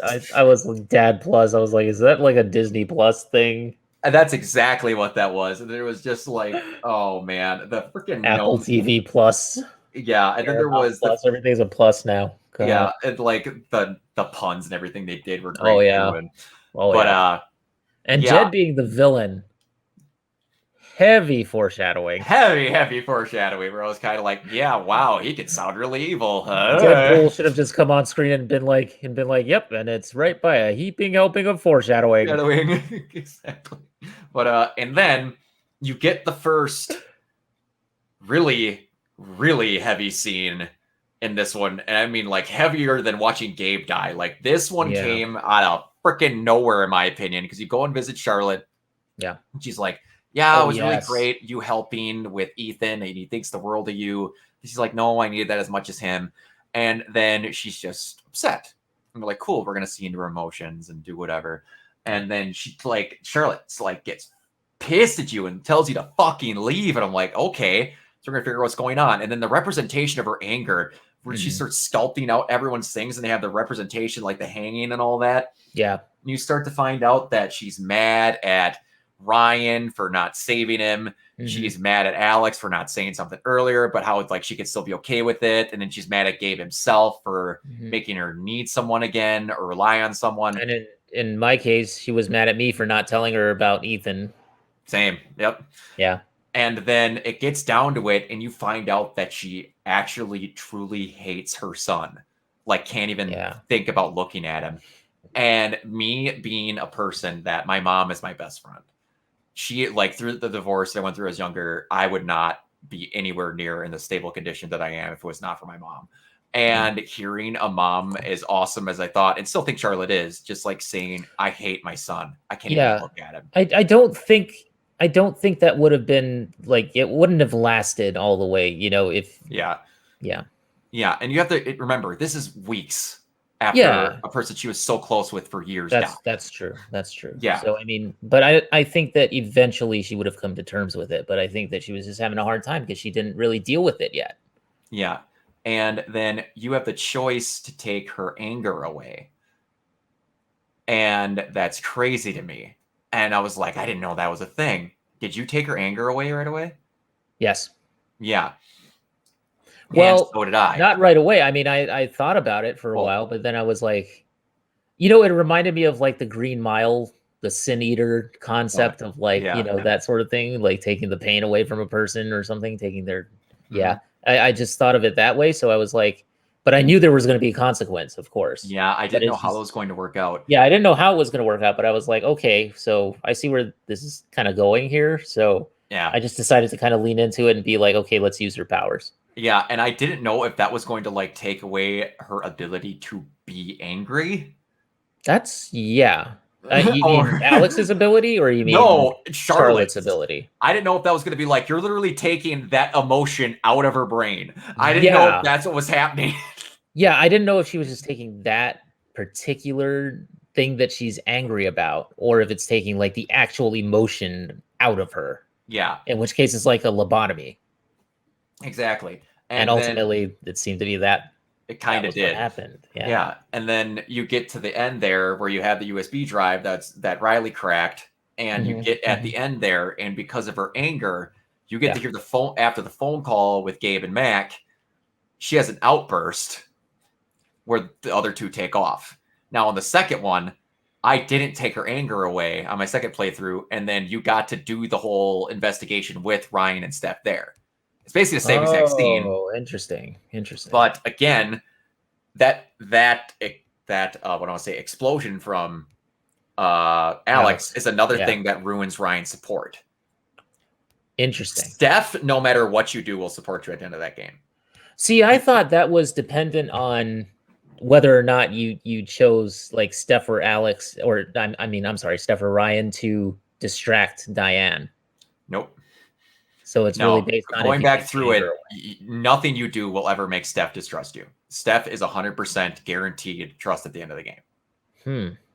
So she really likes Alex. Yeah, exactly. Like someone put in the game fact sheet where it's like, which means equals best romance option.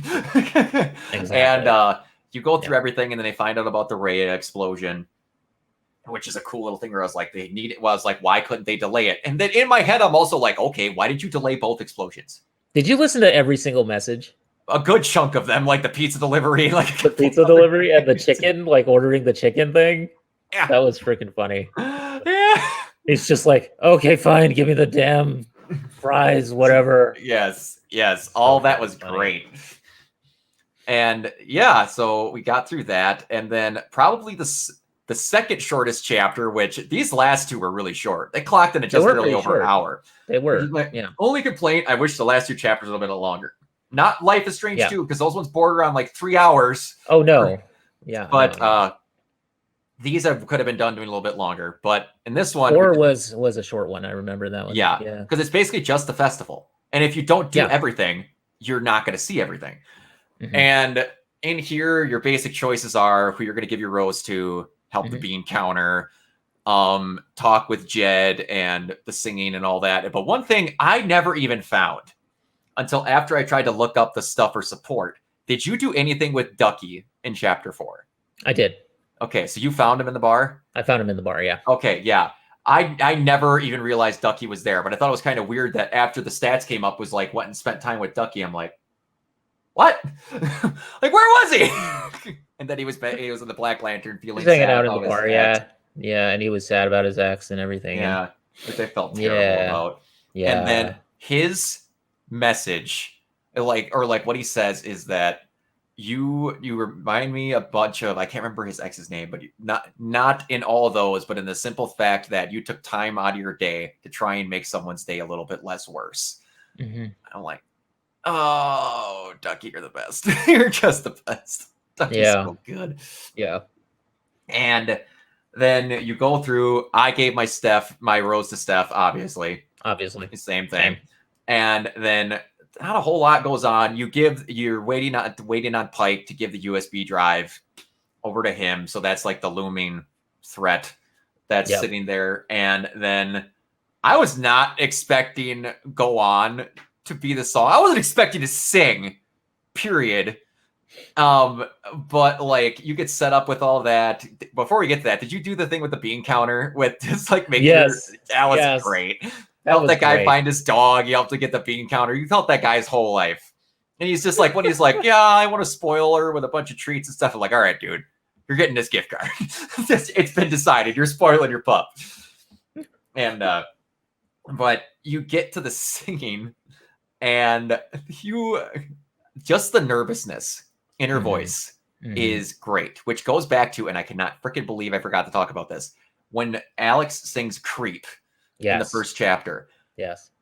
That is the moment I knew I was going to love Alex as a character, because that is me to a T. She went through about an hour-long process of meeting everyone in the town, and everyone in the town went, awesome.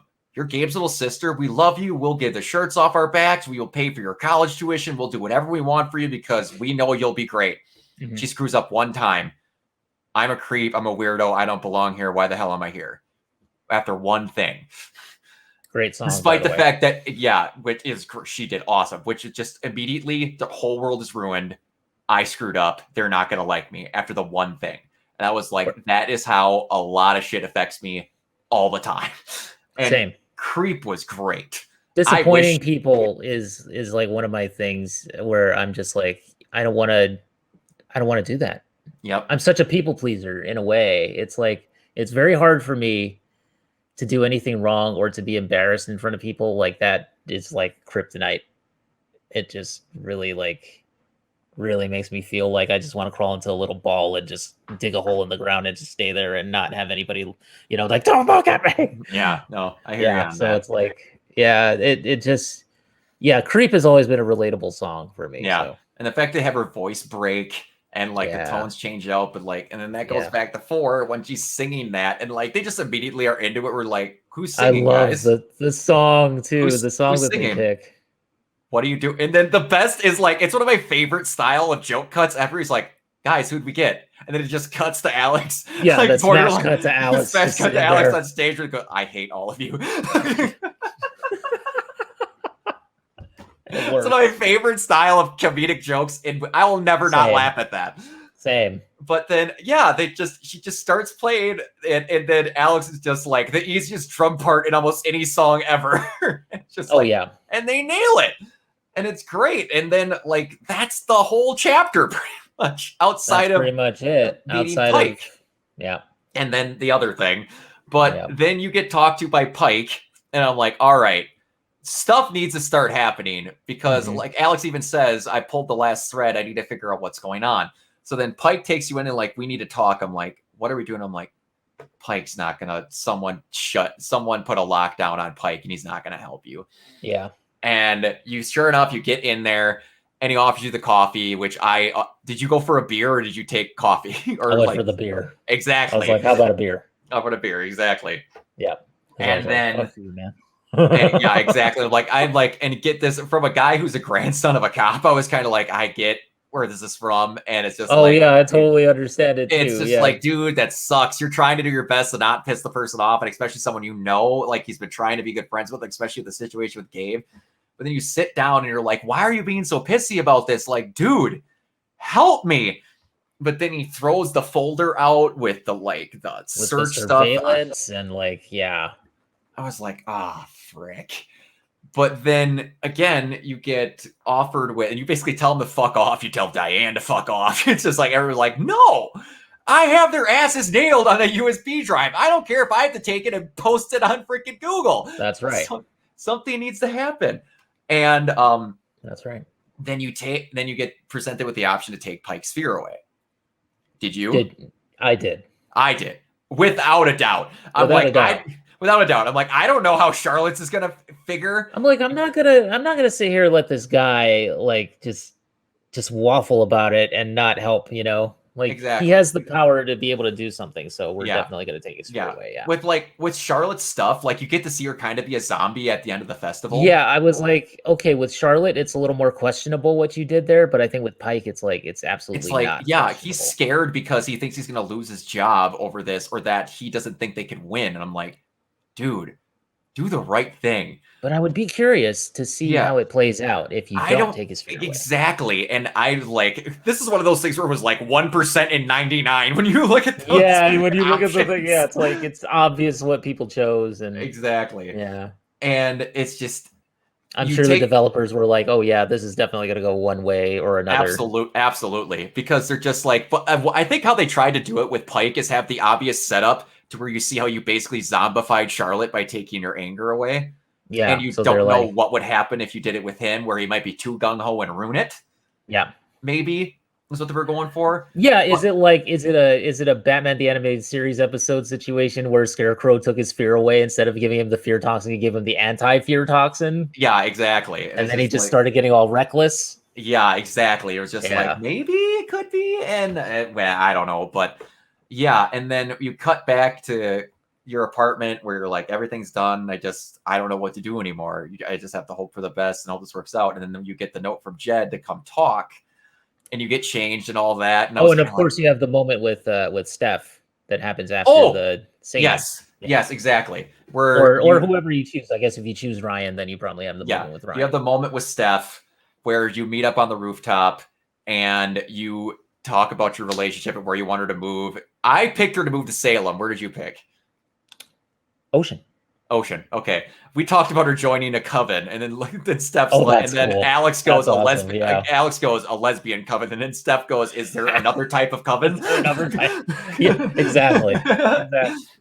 But then you get the whole thing where it's like you're reading her emotions and she's screaming for you to kiss her and stuff like that. And I was just like, you get the cute little zoom in on her having to pick her feet up. That is so awesome. I cracked up at that moment. It's so cute. Oh my gosh. Yeah.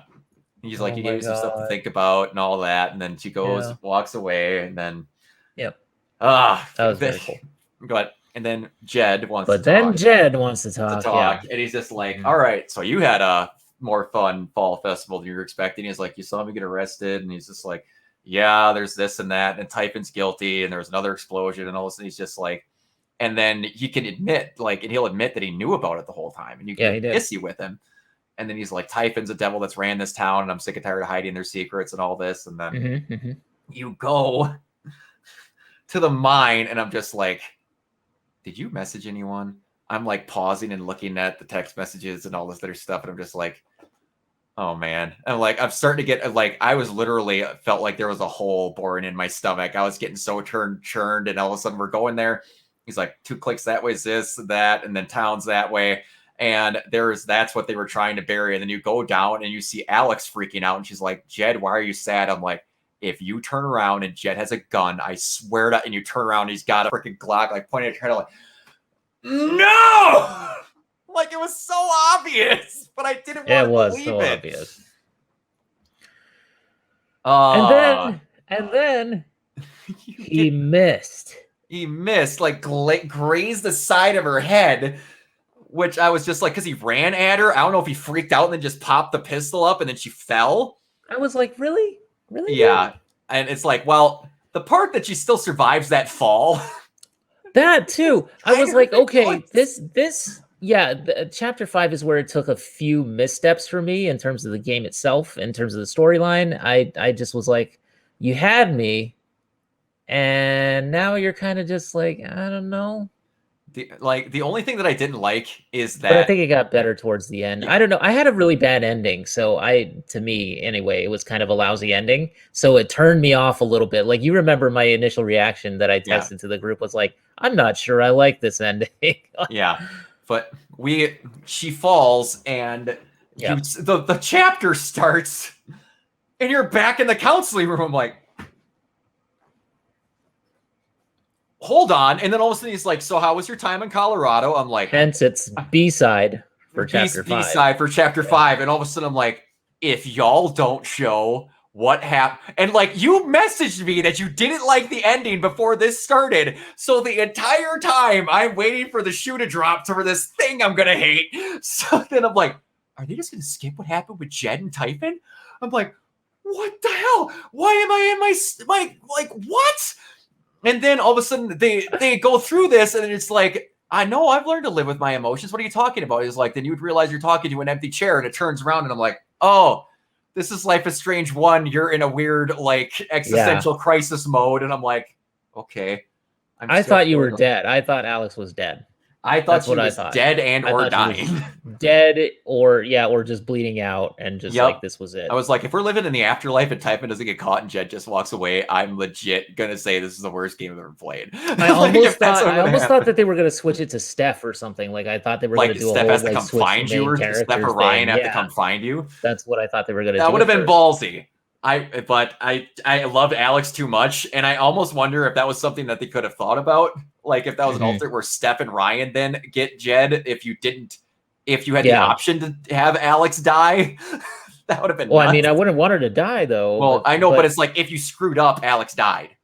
Yeah. And if you did it, but so then you go through everything in there, finding the tuning cord, looking through her stuff, and then it's like, needs to be locked in a room immediately, runs from her emotions, do all this, and has found her way back to her care. And then you meet Gabe again, and you have to start reliving stuff in her life that she's openly and purposely misremembering to try and not deal with her emotions.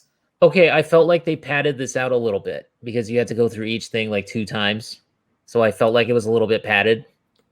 It was, but given the fact that it was so short anyway, it was like, So, like, and I get why they do it, is because you're seeing the version that she sees. Yeah. And then and they only really, what I want to say, they did that with the first 2, and then the third one you kind of just experienced it. But I get why they did that, because I have some childhood memories that I try to tell people a little different, so they don't feel like I'm making something up. This is true. Yeah, so, trauma and all that. Yeah, how to deal with it. An empath that doesn't like to deal with her own emotions, to me, is a pretty interesting That's a pretty ironic character. Yeah, that's interesting. Yeah. So her not seeing the situations correctly the first time were a little bit, that was something I was dealing with. And it's like, the entire time, I don't know how this is going to end, or why they're making you go through something where Alex is reliving stuff, and then Gabe is making her see it the way it should be seen versus how she sugarcoated it. Yeah. And then as we're going through, you get the one in the hospital with her mom. And I was kind of shocked we got to see her mom and her dad, actually as characters. Yeah. And then you get that. And then the one you get to see after that is the one in in their house, which was, again, child abuse. Not for my mom. Went through stuff with that when I was younger. So again, everything Alex is going through borderline is hitting me on every note. And then you get to see how their growing up was, how their dad was consistently losing jobs and stuff like that. And then you get to see the part right before that where she misses grabbing the ladder and falls even further down in the mine. Oh, God, I see what I think they were going for is that she's falling further and further into her scape of, like, not dealing with her emotions until she hits rock bottom and then finally deals with it, which I believe is what they were going for. Yeah, metaphorical. And then they have the needle hit on the head when she's going, and I do not know what it looks like without the DMCA mode on, but when they go and have the fight outside and she pops the headphones on and freaking I Thank You from Dino starts playing. I can't imagine with the DMCA version of that, it probably doesn't make a lick of sense. No, and she's just like, okay, she's hiding, but what is she listening to? She's just listening to, and I don't know about this, Eminem has ruined me. Outright ruined me. When that song started playing, I didn't know what it was because I'm used to hearing the thunder crashing and then the little backbeat and then the tones of Stan to play in the background. I'm like, oh, this is the original Dido song. You're like, oh my god, this is Dido. This is not like, Eminem. Whoa! Because I can't think of it. There's a few in my life where a verse is so well known, but people basically don't know what the rest of the song is. Yes. And I know the chorus to Thank You, but the rest of the verses, I couldn't tell you what they are. But I can, Same. Any day of the week, any condition, any form of my body state, I could tell you what the start of Thank You is. And there's very few songs where it's only one verse is like that. Yes, exactly. And that is again because of Stan and Eminem. Like some people didn't even know who Dido was when Stan came out, and then they're just like, well, that's really cool, and that fits perfect because that's crazy to me. Not many people are better at doing samples than Eminem. He's kind of up there. This is true. When you go through his discography, like every time he puts out an album, I purposely look out samples because there's like 4 or 5 of them that I didn't even know he did. But like half his track is samples because he knows how to fit stuff. That dude's brain works nuts. But yeah, true. Anyway, you get to see that she kind of just sugarcoats that the fight happens and she's not involved. But then you see the accidental hit of her, which he did not mean to hit her, but he reared back and she got smacked and she's instantly trying to fix it. She was trying to fix it in the hospital. She was trying to fix it here. And then he runs out. And then you get the third scene at the orphanage, which I don't think I've been more pissed in this game outside of the last scene when you confront Jed, where you're sitting there and people are just judging you. When I was younger, because everything that happened, I had severe anger issues. So, like this divorce and all this happened when I was in like 5th grade. And I got put into technical special education. I can't even classes. Yeah. And I was in a study hall with them. And then eventually I got I stopped being in those and like got better, saw counseling, and I was good by about the time 8th grade rolled around. So when I went to high school, they were like, do you want to go in regular study halls? Like you don't have requirements to do this. Like we could switch you out and do whatever. And like, I wasn't getting any type of other requirement and kind of help like that. I was just in a different study hall and then in a regular groups with everyone else. And I'm like, no, I'm good. And they're like, why? So I'm like, everyone else who's technically not a special education kid is an asshole. And then like, this is exactly me, like how I'd hear people talk about them where it's just like, they're kind of weird. They're kind of this and whatever. But you get to see like her talking about not being able to have her guitar in the rec room because she's trying to get away from, or not in the not rec room. She's trying to get away from people, her special dress to wear to try and make parents like her. But it's like, is that the one that gets in the fights? She's kind of old. Why is she still here? I think we'd like her, but I just don't think right now. And I'm just like, these are all piss poor excuses. If you're looking for a child and you're going to an orphanage, there's a high chance that they've been through some stuff in their life. You're the person that's supposed to adopt them and help them. Don't go if that's your mindset going in right away.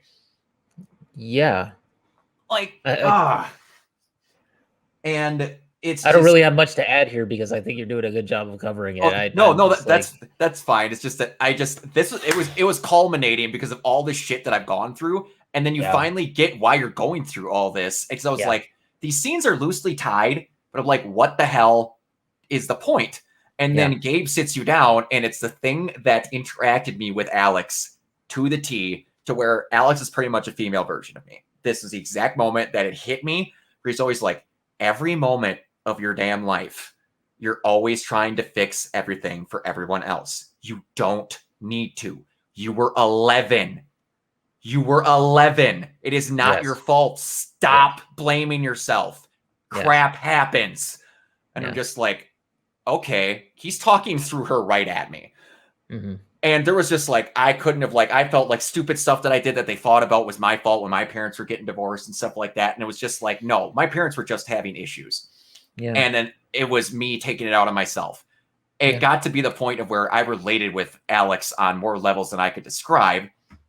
And then you get down to the last level and you find that Gabe was there because his dad was one of the people that died in the rescue with him. And again, I forgot about that cracked memory. So when I saw that John Chen's thing was down there, I'm like, this is Coincidenceville, USA, that their dad is down here. And then like remembering afterwards, you see the letter that like he was looking for him and that's why he was here. I'm like, no, that's why it's here. It's not a coincidence. You went to the right place because of Gabe. And then you get to see that like Gabe fucked them over and then just like, we need to leave. He made a bad choice and just covered it up. Or Jed did. Or Jed did. I'm sorry. Yeah, Jed did. I'm sorry. That's my apologies. And no, it's okay. And then she gets out, and I'm like, okay, she made it. I was so happy when she tore that freaking Jed as a hero sign down. Oh, same. Yeah, I was just like, absolutely. And then I see her when it cut the black and you hear the gate opening. I'm like, oh, she's at that. I was like, I didn't realize how she got out of there. Yeah, I didn't either. And then she was at the ravine, and I'm like, oh yeah, they just buried all the stuff that was on the inside, and she just found her way out. Oh, okay, that makes sense. So they just didn't bury the opening, so they couldn't get. So she found like a side, like a tunnel inside tunnels, like whatever. But because it was a decent time in the afternoon by the time she got out. So that's true. It would have taken her a long time. Yeah, I'm amazed that she even made it. Me too, but I'm happy. When I saw the door clinking, I was like, she's out. I'm like, thank God. Because if Alex didn't make it, I would have hated it. But you see her limping back, and they're doing the information. And I'm and like, if Alex would have been full health, go ahead. I was amazed by the lack of reaction when she came in. How no one said anything. I mean, like, no, only Steph and Ryan were like, "Are you okay? Like, what the hell's going on?" And like everybody else, no. I mean, there's like a point where it stops, right? Where she tells them what happened, and then everybody stops, and she's like sitting there, and it's just dead silence, and she's like, won't somebody say something? And I'm just like, what is up with you people? Are you all robots? Like seriously, this girl is like bleeding to death in front of you, and you're sitting here going like, "Doi." Yeah, and like I was just like, what the?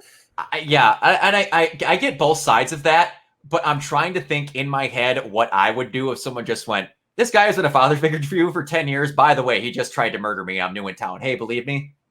And I'm like, okay. I mean, I would be processing a little too, that. But yeah, it's both sides. I could see both sides of it. But I would be like, let's get you to a hospital at the very least, or let's get some kind of medical care for you because you're just sitting here like half dead. Yeah. Bloody out, just like, So that to me, it rang a little bit gamey, a little bit video gamey to me, but it's okay. Yeah. But at first I was a little bit pissed off about it, but then like, as the more we talked about it, especially like through the, on that episode of Arcade and stuff like that, and we kind of talked about it a little bit, and you kind of made me calm down about the ending. So I'm not so upset about it anymore. Well, I got why you were upset. And then when because if they didn't do it how they did it and they took the one part away, I would agree with you completely. Yeah. But if we get the borderline Dirty Harry moment where if Alex was in full health, she probably would have kicked the Black Tavern's front door off, where she comes limping in and looking like she's half dead, and Steph and Ryan check on her, and then Jed's just like, "Well, what happened, kiddo?" I'm like, dude, if I could walk, you'd be fucking dead. Yeah, seriously. And then you go through all of this, and then you accuse him of everything, and then when I first got there, Steph believed me. Diane was being Diane. Eleanor did not, because if you tell Riley, she just goes, "You have to think about this, dear. Some other things happen, and we're not sure if they happen the way you do, and maybe you need to look into getting some help because you told Eleanor or Riley about Eleanor's situation. So then she started thinking she needed help, that she wasn't thinking about things clearly. She started thinking Alex wasn't. Well, that makes sense. Ducky, because I barely did anything with him because I didn't get that one thing, he was like, I've known him my whole life, and I barely got to talk with Alex, so blah, blah, blah. And because I did one or two things wrong with Ryan, he's like, dude, that's my dad. I'm not gonna believe you. Ryan did not. He did not back me up. And Charlotte did not back me up because I took away her. She's just like, we shouldn't do anything. But before we get to the actual ending, the full support ending is fucking fantastic because it starts out and then they're just like, we need to. I don't remember the exact order of what they all do, but it's just like Charlotte goes, "What's going on?" Like Alex is. Now, I know this is crazy, guys, but like, Jed, what's going on? what's happening. And then Eleanor goes, I know that like she's this is a new one, this is crazy, but Alex has never let me down. She was honest with me. She's never done a thing wrong. I know that what's going on sounds crazy, but I think we should at least look into this. And then Ducky goes, from the moment Alex walked into this town, she was a stranger, but she took her time and cared for me, and she became family. This does seem extreme, but if this is something that she is presenting, we need to give her the benefit of the doubt.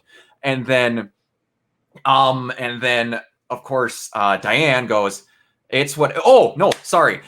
Diane pipes up after Charlotte goes to be supportive of Alex. And then it's like, yeah, you did this and it doesn't make sense. Why was there the second explosion? Why was there this and that? And then Diane goes, you signed that affidavit. If you change your mind, you void your contract with that money. And Diane brings up that you signed that. So then that shuts them down. And then she goes, there is no proof behind any of this, and you need to stop speaking in a bad way about Typhon. Then Pike sits up in his chair and is like, actually, Diane, there is proof. And then he gets up and starts talking, and then just goes out of his way and shuts her down. He's like, I'm not scared of you anymore. I would imagine that if you don't take his fear away, I would imagine that you probably get the bad ending. Yeah. And then where Typhon just gets off scot-free. Yeah. And then you get to Ryan if you get full support. And then you walk over, and then like all these people are getting pissy. And if you get Ryan's support, you go over and you have to say, do you believe me, right? And then Ryan just looks at his dad and goes, what's going on, man? You like, and then it just like Jed like fear stares him, and he goes, we can talk through this. You need to tell me what happened. And then Jed just goes, even my own fucking son, and he just starts screaming and all this other shit. Jed gets pissed if you get everyone's support. And then like I got about 3/4 support, so I still got a good ending. Yeah, but I still had the moment where you kind of just talk him down, and but then everyone starts screaming at each other, and it's kind of reminiscent of the Wake. But then she just goes, she looks Jed dead in the eyes, and like the best I could tell people is she puts him in like an emotional sleeper hold to where he he's locked with just her. Everyone's hearing it, but it's like those two are mind melded, and he's going through, and she's like chipping away the fantasy that he has built in his head about how you were a hero. I get it. You don't want your son to think you're the devil, and you go through all this, and then it's like you killed my dad and all this, and then you tried to kill me after you helped them kill my brother. I just want justice for them. Do the right damn thing. This has been years. You know you feel terrible about this. And then again, you have the option to condemn or whatever. And then I forgave him. And then the second you forgive him, you let that chokehold go, and he just drops in a pile of tears. And I'm like, did I just win? And then it fades to black, and I'm like, don't you give me credits, I swear to fucking God. And it turns in here, and then Alex is listening to music in her apartment. I'm like, I thought, I'd be very curious to see what the condemnation ending looks like. Yeah. Because I haven't seen it. I haven't either, but apparently it's good. Apparently it's good. I don't know. There's only 6 endings, and they're only different because like you stay in town with Ryan, you stay in town with Steph, you leave around with time. Like there's a couple of variations, but I want to know what the condemn ending is, but I imagine it's you condemn him, and then he gets pissed, and then they find out about it. Like he screams at you about kind of like A Few Good Men, where he gets like, "You're goddamn right, I did." I hope it's something like that. That would be amazing. You can't handle the truth. You cannot. But yeah, and then you get them about the scale that rocked the nation of all this other stuff. And it's perfect. Typhon kind of goes down and everything. Yeah. Oh. So did you also get the ending or the part of the ending where Gabe appears, he reappears, and he kind of explains to you what would happen if you stayed in Haven? Yep. I loved that. Okay. So yeah, I guess everybody gets that. And then you have to make the choice of whether you leave or stay. Yeah. And I chose to leave with Steph and to go on tour. Yep. I chose that the second time. Just to see what it was. I chose. The funny thing is, the funny thing is that when you get that ending, though, it's basically like Steph leaves, and you're on tour by yourself, and it just ends with you going up on stage and saying, "Hi, my name is Alex Chen," and that's it. I've heard 2 people give me 2 explanations for that. I've heard one say that they think that they're together, but one produces music and one does the other. But one also gave me the option that they think that Alex is opening up for Steph. Maybe. I don't know. They don't say. I thought it was so unsatisfying. Yeah. But I think that they're pushing you towards the end where you stay in Haven. That was like, because it reminded me of the Max and Chloe ending where you just ride off. Yeah, but to me, again, I got that the second time and I didn't feel so bad about it because I kind of inclined toward the Steph, like Alex and Steph aren't in a band together, but they're both doing music. That's how I saw it anyway, but I could get how you'd say if she just like stayed home and did whatever, I could see how that would feel bad. When you stay in Haven, you literally just talk, and like you have a moment on the dock where she's thinking about things and other things like that, and then it kind of just fades away as she's thinking about happy memories. So it's the first Life is Strange game where if you tried hard, you could actually get a good no matter what ending. It's not a third good, not a fourth good, and no matter what half of it's shitty, you could get an actual good ending. Which is something I appreciated, because Life is Strange normally does not do that. Normally something terrible happens. This is true. Like you can't avoid it. Either you lose Chloe or you lose all of Arcadia Bay. In Life is Strange 2, you have an option to, there's a bad event that happens. And I won't spoil it because I want you to play it. But you get to either tell or not tell someone about this bad situation that you found out the truth about, that you go and investigate with Chloe. And then I got the good version of it, but then for no reason, I was riding a high and I was happy. The credits roll, and then all of a sudden it cuts to the dark room, and all you hear is pictures snapping, and it shows a folder of Rachel Amber. Why did you need to remind me of that? What the? I know what happens in Life is Strange 1, you assholes. You didn't need to remind me. And like, in Life is Strange 2, there's like 7 different endings, and they're all incredibly different. Like, the main goal is to get to Mexico where your dad's land is. You can become like your brother's like a bouncer at your garage, and a bunch of people try to steal shit from you, and he kills all of them.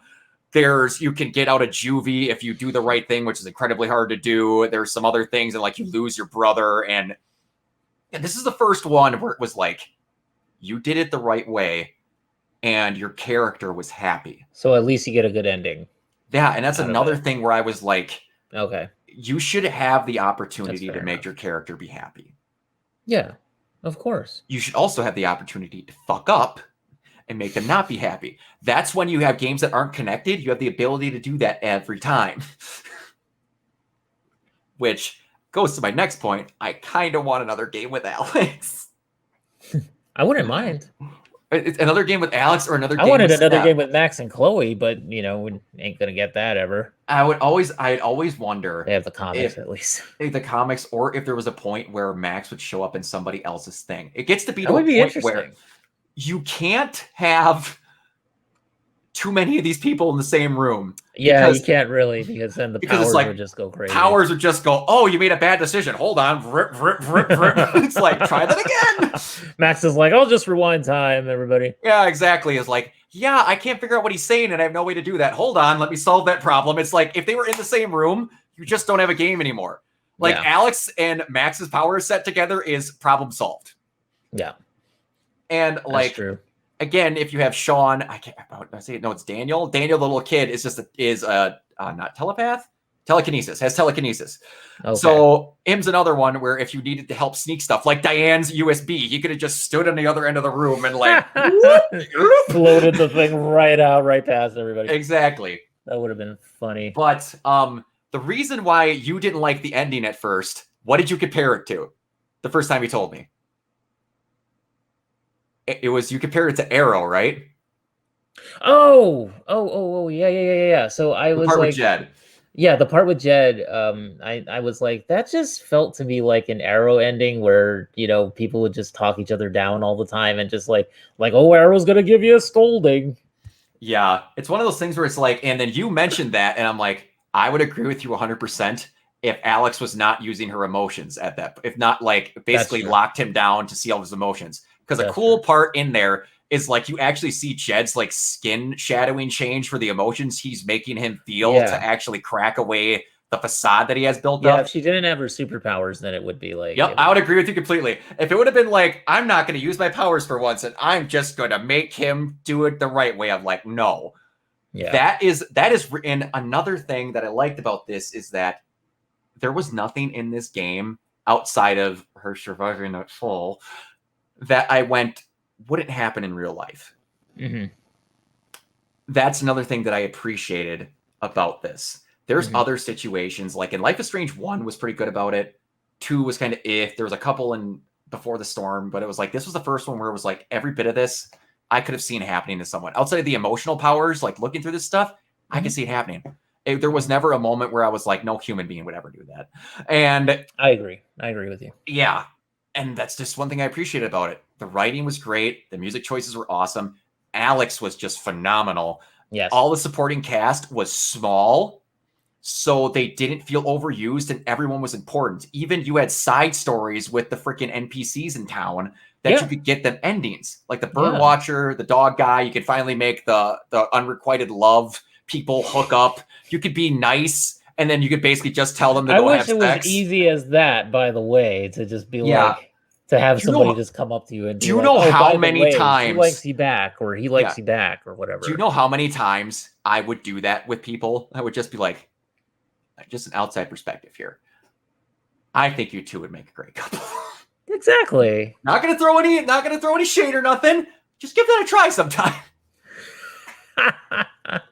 Oh man, because I would have made my life a whole hell of a lot easier. There is 3 or 4 times in my life specifically where about 5 years after the situation happened, where I worked with someone, they had just broken up with someone, and I was like, man, they're really cute, they're awesome, we get along well. But they're just in a situation where it wouldn't work out. And then they will be married with a kid and then come back into town and be like, I haven't talked with you in forever. We should meet up and chat. I'm like, great, cool. I'm like, yeah, it's just like, you're at high school. Remember we worked together? He's like, yeah, I had a really big crush on you back then, but I just was scared to say something.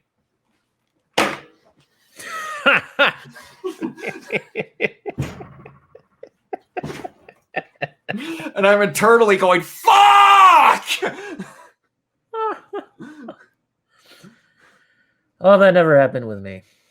So, it's just, it's whatever. It's whatever. And then all those people are happy, and it's in a situation where I'm always just like, that's me thinking selfishly. It's whatever. They're happy. They have kids. It's fine.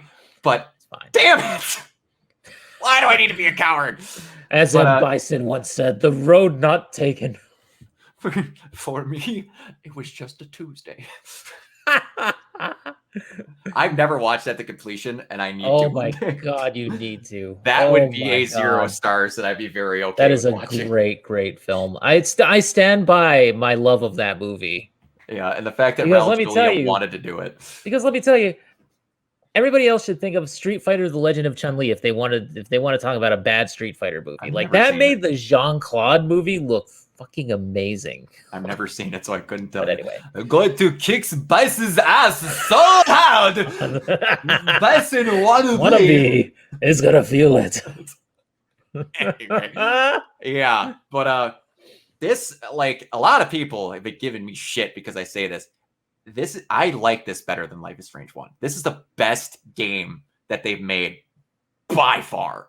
I completely understand. Yeah. And we might be able to go through this, or like maybe you and me could redo it again when we play through 1 and play through 2. Or Before the Storm. Yeah. But it's just like everything was nailed. The environment, the small town feel, the fact that they made it super condensed and you just stayed with this group of characters. I still need to replay it on PS5 because I bet on PS5 it probably just looks amazing. It's like I played it through on PS4 and it looked really good on PS4 Pro. It's beautiful, dude. Well, like, good. Yeah. Yes. Also, I've never told you this because I've been embarrassed to tell you this. One of the reasons why I did like this is I have a giant crush on Alex Chen because I happen to be a fan of the Asian persuasion. I've never admitted it. It's just like, and then all of a sudden they're just like, okay. And I've told you about my luck with characters and crushes and everything. They always happen to be short-haired lesbians. So then when this one comes in, I'm just like, she's gonna be a lesbian. And then it's the start. It's like, oh, she had sex with a guy. I'm like, okay. So then I myself made her be a lesbian in the game just because my brain doesn't work any other way. The only one that's broken that curse for me is Cora Harper from freaking Andromeda, because she was the only one that wasn't a lesbian.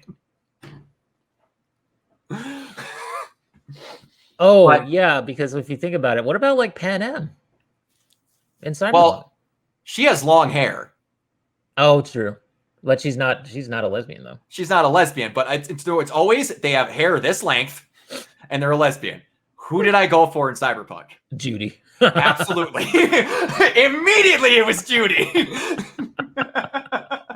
It never, my buddy Chris, when he said that, like I mentioned that, I'm like, dude, I'm going to go for Judy if I can. And he's just like, you have a type. You realize that what? I'm like, what? Short-haired lesbians. So I'm like, funny.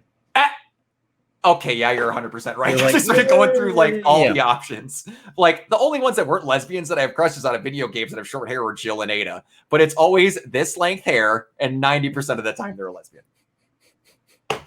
Just my curse. But anyway, yeah. Amazing. It's everything about the game I thought was absolutely stellar with how it dealt with the themes, the powers, everything. And again, it made a person. Like one thing that someone else described, I don't remember if I screenshotted this because someone described it on Twitter really well. Or not Twitter, Reddit. I just realized I have to turn a light on because like it's so dark behind me. It looks like I'm coming out of the void. No, you're all good. And one person described it as just as why it works so well is that it's a relatable story. It's a person who goes to a new town and tries to discover a home for themselves and be a part of a community. And at the end of it, you are. Yeah. You actually had a full swing through it. And just the only problem I had with the game is I wish it would have been like 3 hours longer. I wish it had tacked like an hour and a half out of those last two. That's it. And making it feel lived in. Again, if you weren't in the moment with those characters, like nothing happened in the other games. Which isn't a problem, but when they added the extra stuff where it was like relationship status update, those two got together, and then all of a sudden it's like I found my dog, and it's like, yo, that movie night we had the other night was pretty sweet, and it's like you make it feel like these characters know each other, and it's simple stuff that takes no time. Probably took like an hour to make all those text things and just design them out was the longest. It's just it's just amazing what simple writing can do. Now, we don't need to, like, when I say that, I don't mean that Bungie should be excused for the original Destiny, where everything was in Grimoire cards on a website. Don't go that level. Oh, God. That's dumb. Let's not talk about that. But, yeah, background info will never be a bad thing when it's done in character and good like that. I cannot wait to do this Steph DLC. Because I honestly don't know what it's even going to be about. It's supposed to be I have no idea. A year before Alex comes to town, and it's supposed to be that whole year. You go through all 4 seasons. The only thing I could think of is if it's going to maybe contain a little bit more backstory on her and her band. Well, supposedly, it's going to be the first Life is Strange game to have a trans person in it, because supposedly that trans person from her band is in it. Oh. Supposedly. I don't know, but I think that'd be cool if you actually got to see stuff from her band in it. It would be. That'd be cool. Yeah. Because I was just like, that sounds like a really interesting character. I'm like, where are they? But I know. Yeah. I was like, I thought they were gonna appear when like when she was setting up for the band and stuff. I thought that they were gonna suddenly show up. Yeah, it'd be something cool if you like see Alex coming to town and then taking the job as the radio station DJ and like how she got to that point. And I hope it has a good amount of Gabe in it. And now I've heard different stories. Like supposedly it has 4 different seasons, but I've heard people say it's only 1 episode. What? So I don't know what that means, but we'll see. I'm excited about it, and I want to find a way to stream it, and I don't know if I want to do the DMCA over. It's just I don't know. We're hanging out in the background, just jamming to nothing. Like jamming to nothing. Yeah. But it's also got like her people calling in, asking for D&D advice and stuff like that. That's amazing. That's going to be awesome. Oh, I can't wait. But yeah, It's really good. I thoroughly enjoyed the game, and a lot of people again gave me shit for this. Keona can attest that whenever I talk about video games with him, it devolves into me talking about Resident Evil somehow. Without fail. It not always happens. It's amazing though. That's partially the fact that you have me and Tyler in the same room together. I know. It's great though. I love it. I love it so much. I didn't mean that as a criticism. I just thought it was funny. I got it. No, I understood. But I love this more than 8. I think I liked it more than the remake of 3, and that had Jill in it. Wow. I love this game. That's high praise from you. Yeah. It's crazy. And I wasn't expecting it. Like, I had forgotten it was coming out because they only showed the one thing. And then for those of you that watch RWBY, my friend Chris was like, Life is Strange, Lie Ren, because there was an episode of RWBY that came out where he could sense how people were feeling, but he couldn't do it to this extent where they would just have like a red tint or a blue tint. And then like a month later, this trailer drops. And Lai is an Asian person, and it dropped, and then Alex was Asian, and she had the same powers. And I remember when the first when the True Colors, when they started doing like the marketing for it, and they had all these videos and stuff, and the guy, like, they sounded like Tai Chi instructors. They were so calm. They were like, "Life is Strange, True Colors is about Alex Chen, who moves to Colorado." I was just like, and you know, I would be remiss if I did not mention something. So it is no shock to anyone that I share a similar opinion of one Matthew McMuscles, Patrick Boivane, and Wooly versus that I fucking hate David Cage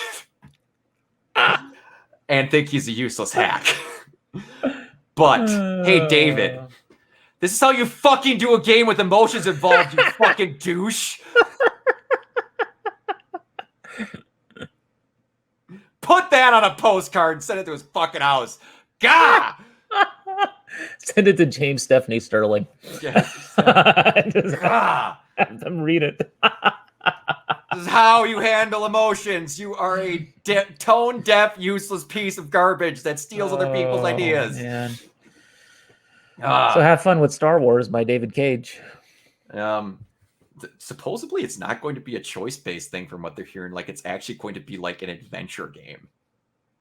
Oh God, I don't know if that makes me even more nervous.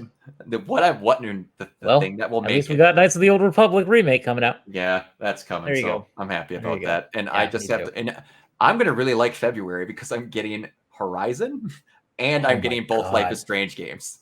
Yes, I am. My heart is just going to explode when that 2022 is starting to get stacked, man. Well, it's got all of the stuff that was supposed to come out in 2021 and 2020 got booted into it. So it's going to be like every month has like 4 or 5 good games coming out in it. My wallet is going to weep. It is, but there's some games like this, or no, I want to say like the Diablo Resurrected, which we need to play, by the way. And also Keona, where they're coming at lower price points. Yeah, some of them are coming at lower price points. I think that Returnal Keona's really good, by the way. Yeah, that's what I've been hearing. I think Returnal should have came at a lower price point, but I do agree with you. I do agree with you there. I think Returnal's really good. I just can't see myself playing it for a sustained amount of time before I'm like, okay, this is getting frustrating now. Because it has that roguelike thing. Are you starting to get that some of those runs can take like 3 to 4 hours now? Yes. That's what killed the game for me. That game has one of the most interesting story hooks of anything I've ever seen. It's so cool. Like, it's very well designed. It's like the gameplay is great. Everything is like, I know we're talking about Life is Strange here, but I'm just, Returnal. Yeah, this is just extra stuff before we get out here. I like Returnal a lot. So and I think I still love it, but I'm just like, it's about an 8.5 for me. Yeah. And it introduced the thing that I think PlayStation is going to do in a lot of games because they did it in Ratchet and Clank also, the half click. Yes. With guns. I'm like, that's a cool little detail. I do like that. But I do like the DualSense controllers, by the way. I didn't get to talk about that very much, but yeah, the DualSense is very, very cool. I love that. I love that resistance. And what freaked me out was the fact that at first I was like, oh, they just built this into the pad, right? Mm-hmm. And then like after I played Returnal and then I stopped and I was pressing down the triggers and I was like, holy shit, that's part of the how much is in there.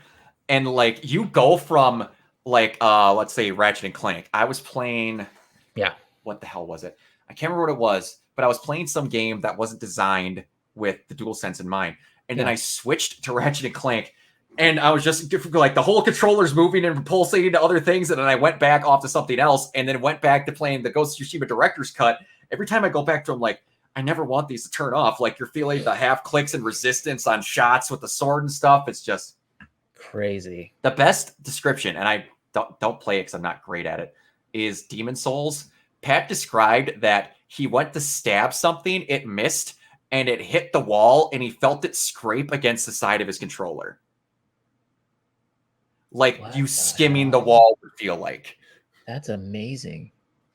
That controller's nuts. Yeah. That controller is nuts. And it feels good. You remember how that was one of my concerns was I was like, the Microsoft, the Xbox pads normally feel better than the PlayStation controllers to me personally. Mm-hmm. But the DualSense, I think, is the best controller Sony's ever designed. And I think that it feels just really, really good. I was one of the people. It has heft to it. It doesn't just feel like a piece of cheap plastic. You know, it has I was one of the people that really liked the 4. Like that, there was a split that was good too. You hated the 4 or you really liked the 4. To me, the worst controller that Sony's ever put out was the DualShock 3. That thing is a just rejectable piece of garbage. I have big hands and that thing's tiny. And like the way it's tilted, and this is weird for people again, just minor thing before we cut out here. And the DualSense 3, when you rest your hands, your fingers automatically go to rest on L and R1. That's not how it should be. And they changed that with the 4 where they automatically rest on the L2 and R2. Where they should be. How it should be. I caught myself in almost all my PS3 games turning the triggers to L1 and R1 because it felt funky, like bending my fingers down. Oh, I hate that. Yeah, I did. And some of the games didn't have that option, so I was like, no. But anyway, yeah. Look forward. I want to do more video game stuff in the future, so we'll do more of these. That's the basis of why I did this. But anyway, we're going to get the heck out of here because me and Keona have another podcast we're going to be doing later. So, man, you're going to be on that too? Yeah, Mike messaged me. I'm like, I got nothing going on. So anyway. I'm going to go order some pizza real quick and maybe just nosh a little. Yeah, I'm going to have to get something to wake myself up. But because I'm on Act 5 already on Diablo from going through a bunch of stuff. Well done, man. Well done. Through. Yeah, I've been playing COD Zombies because I've been trying to do the battle pass and max that out. Nice. Yeah. All right, Keona, you'll have to message me next time. Where can everybody find you? At Keona Tang on Twitter, as you can see on the screen, KeonaTang, and Meltdown with Neo is the other Twitter address as well for the new show, which I'm still working on. Because every time I work on it, it jams up. I don't understand this. Oh, I hear you. It's so freaking weird. But anyway, we'll work on it and get it Computers and things are sucky. Trust me. I'm still trying to figure out an idea for another podcast I'm trying to work on. I'm still with the guys at Renegade Pop Culture in some capacity. Oh yeah, absolutely. Like I said, we're gonna be on a podcast later today. Exactly. And you can find me everywhere at Organoid Zero. Starting next week, I'm probably gonna stream Keona on Monday. Yes, and then max that out on stream because I've heard that like you could beat it in like 12 hours if you're doing all the collectibles and stuff like that. It's shorter, which is fine. Yeah. It's their first game. All they did was make like a Zelda fan film or something like that. Awesome. It looks awesome. Feels awesome and looks awesome. It's so nice. Yeah, I've only heard minor complaints about it. It's so good. Yeah, I've only heard minor complaints, and it sounds like something that a studio making their first game would have issues with. Yeah. The only thing I've heard is that Keona could be written a little bit stronger, like description-wise. And they could do a little bit more with her character because she kind of just exists to be like a video game character that you control. Exactly, and it's their first game, so I don't blame them for having issues. I would much rather have that be their issue at first than it playing like absolute garbage and her being written great. Exactly. So that's just how I look at things. But I agree. I will be streaming Donkey Kong 64 on Wednesdays, and then once Friday starts, I'm going to try and beat Keona before October. Because once October starts, I'm going to try my best to go through as many Resident Evil games as I can. I'm going to start with 3 because it's shorter, and then I'm going to do 2, and then I'm going to go through 5. I'm going to see if I can get through those 3. Oh, gosh. Are you going to do 6? No, I'm just kidding. I don't have 5 months, Keona. That's a joke. But hey, I'm one of those people that will say it is a okay game. It is a terrible Resident Evil game. I agree. But all right, we're gonna get out of here because this don't baby's have time going over. months. That's funny. I don't. It takes that long. You want to look up All a right. great thing? Look up Peach Saliva talking to Pat Stares At, where she was talking about how he was giving the option where she's just like, you've only got like what, maybe 2 or 3 more streams on this? He goes, no. This is the end of the first campaign. Well, what do you mean? I've got like another 9 hours and 2 other campaigns plus an additional 4th one. What? And Paige is just like, are you kidding me? And she's just like, why did you make him play this, guys? I need to have sex, and I can't do it on a night after he played Resident Evil 6. He's not in the mood. It's a mood killer. It is. But yeah, all right. Great. We're going to get out of here. Bye, guys. All right. Bye, guys. See you later.